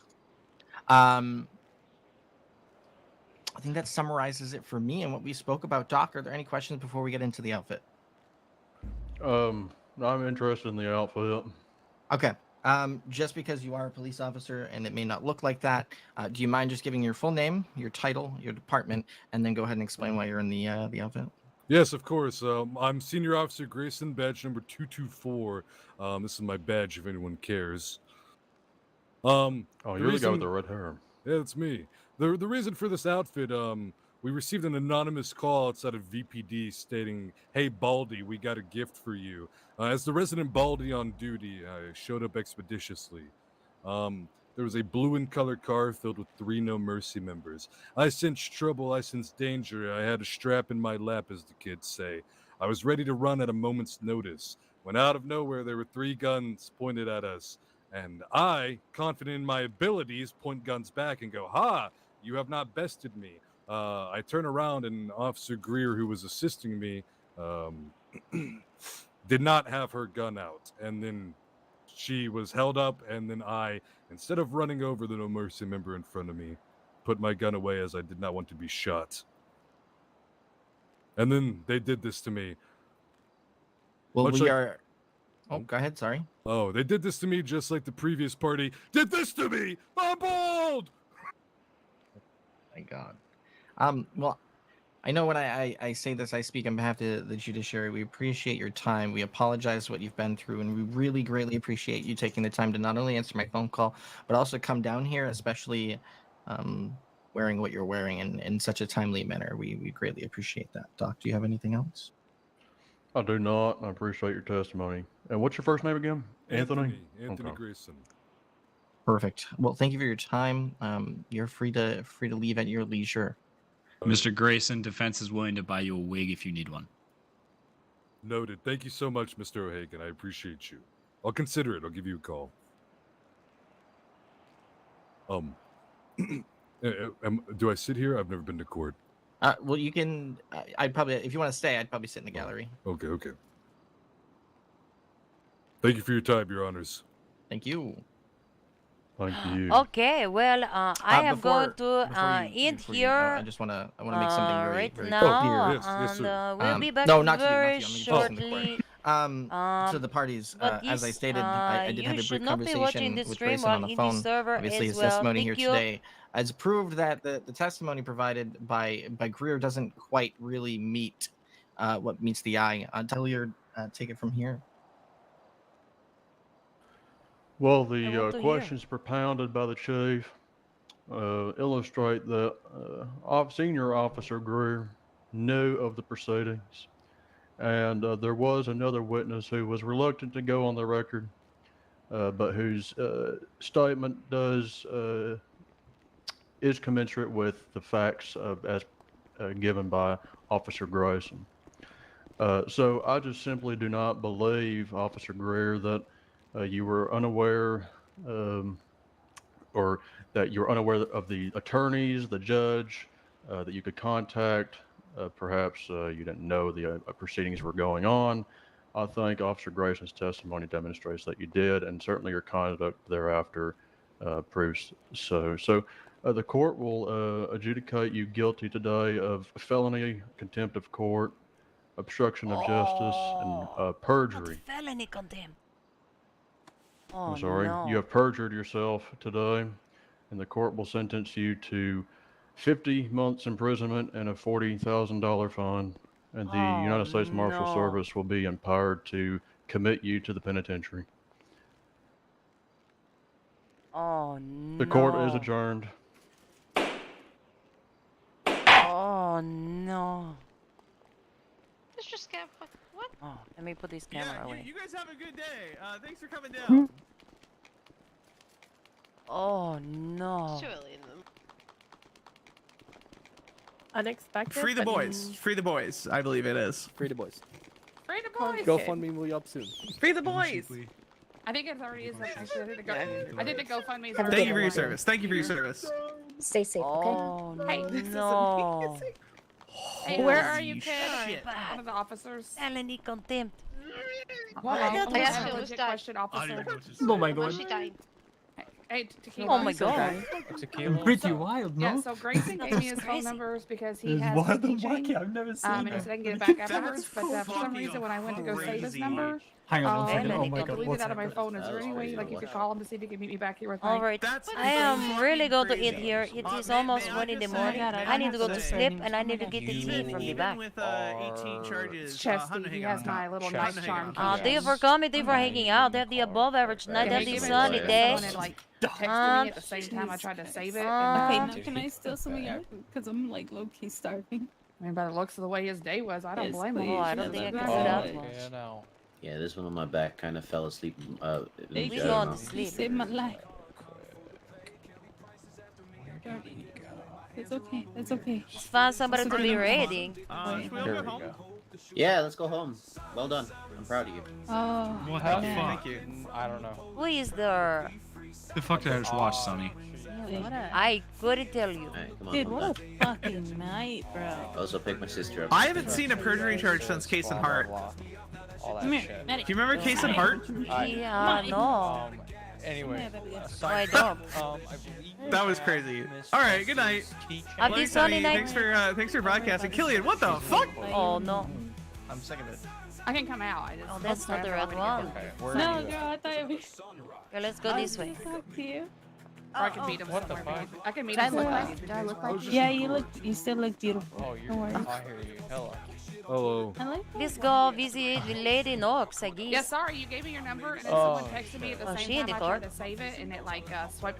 Hold on, no, I'm getting my There night you go. chart I'll back. give it to you. You said you're at the front, Kinji? Thank Bill, you. you're not Yeah, of course, you. you Not did a just shame, say Oh it. my god. I'm And you me. don't have Snickers. Ow. That's I Anthony have Grayson. another. I'm walking through the front. I fucking Yeah, love and, you. and now you won't hire back good. Hey, qualified Russo, looks like officers. you were This is right, just getting Russo. absurd. What's that right about? He was following you and then Our he stopped to boys- talk to our boys are Morday. free. I hope everybody loves We saw Court a as cop much get as I arrested. do. That's some... Oh look, It it's the is judge my who found the favorite. cop guilty of perjury. Oh my god. Freedom boy. Raided. say because of me? Free that boy! You dare to say free that Grayson, boys you after look 18 amazing, counts? dog. God damn! Hey, you look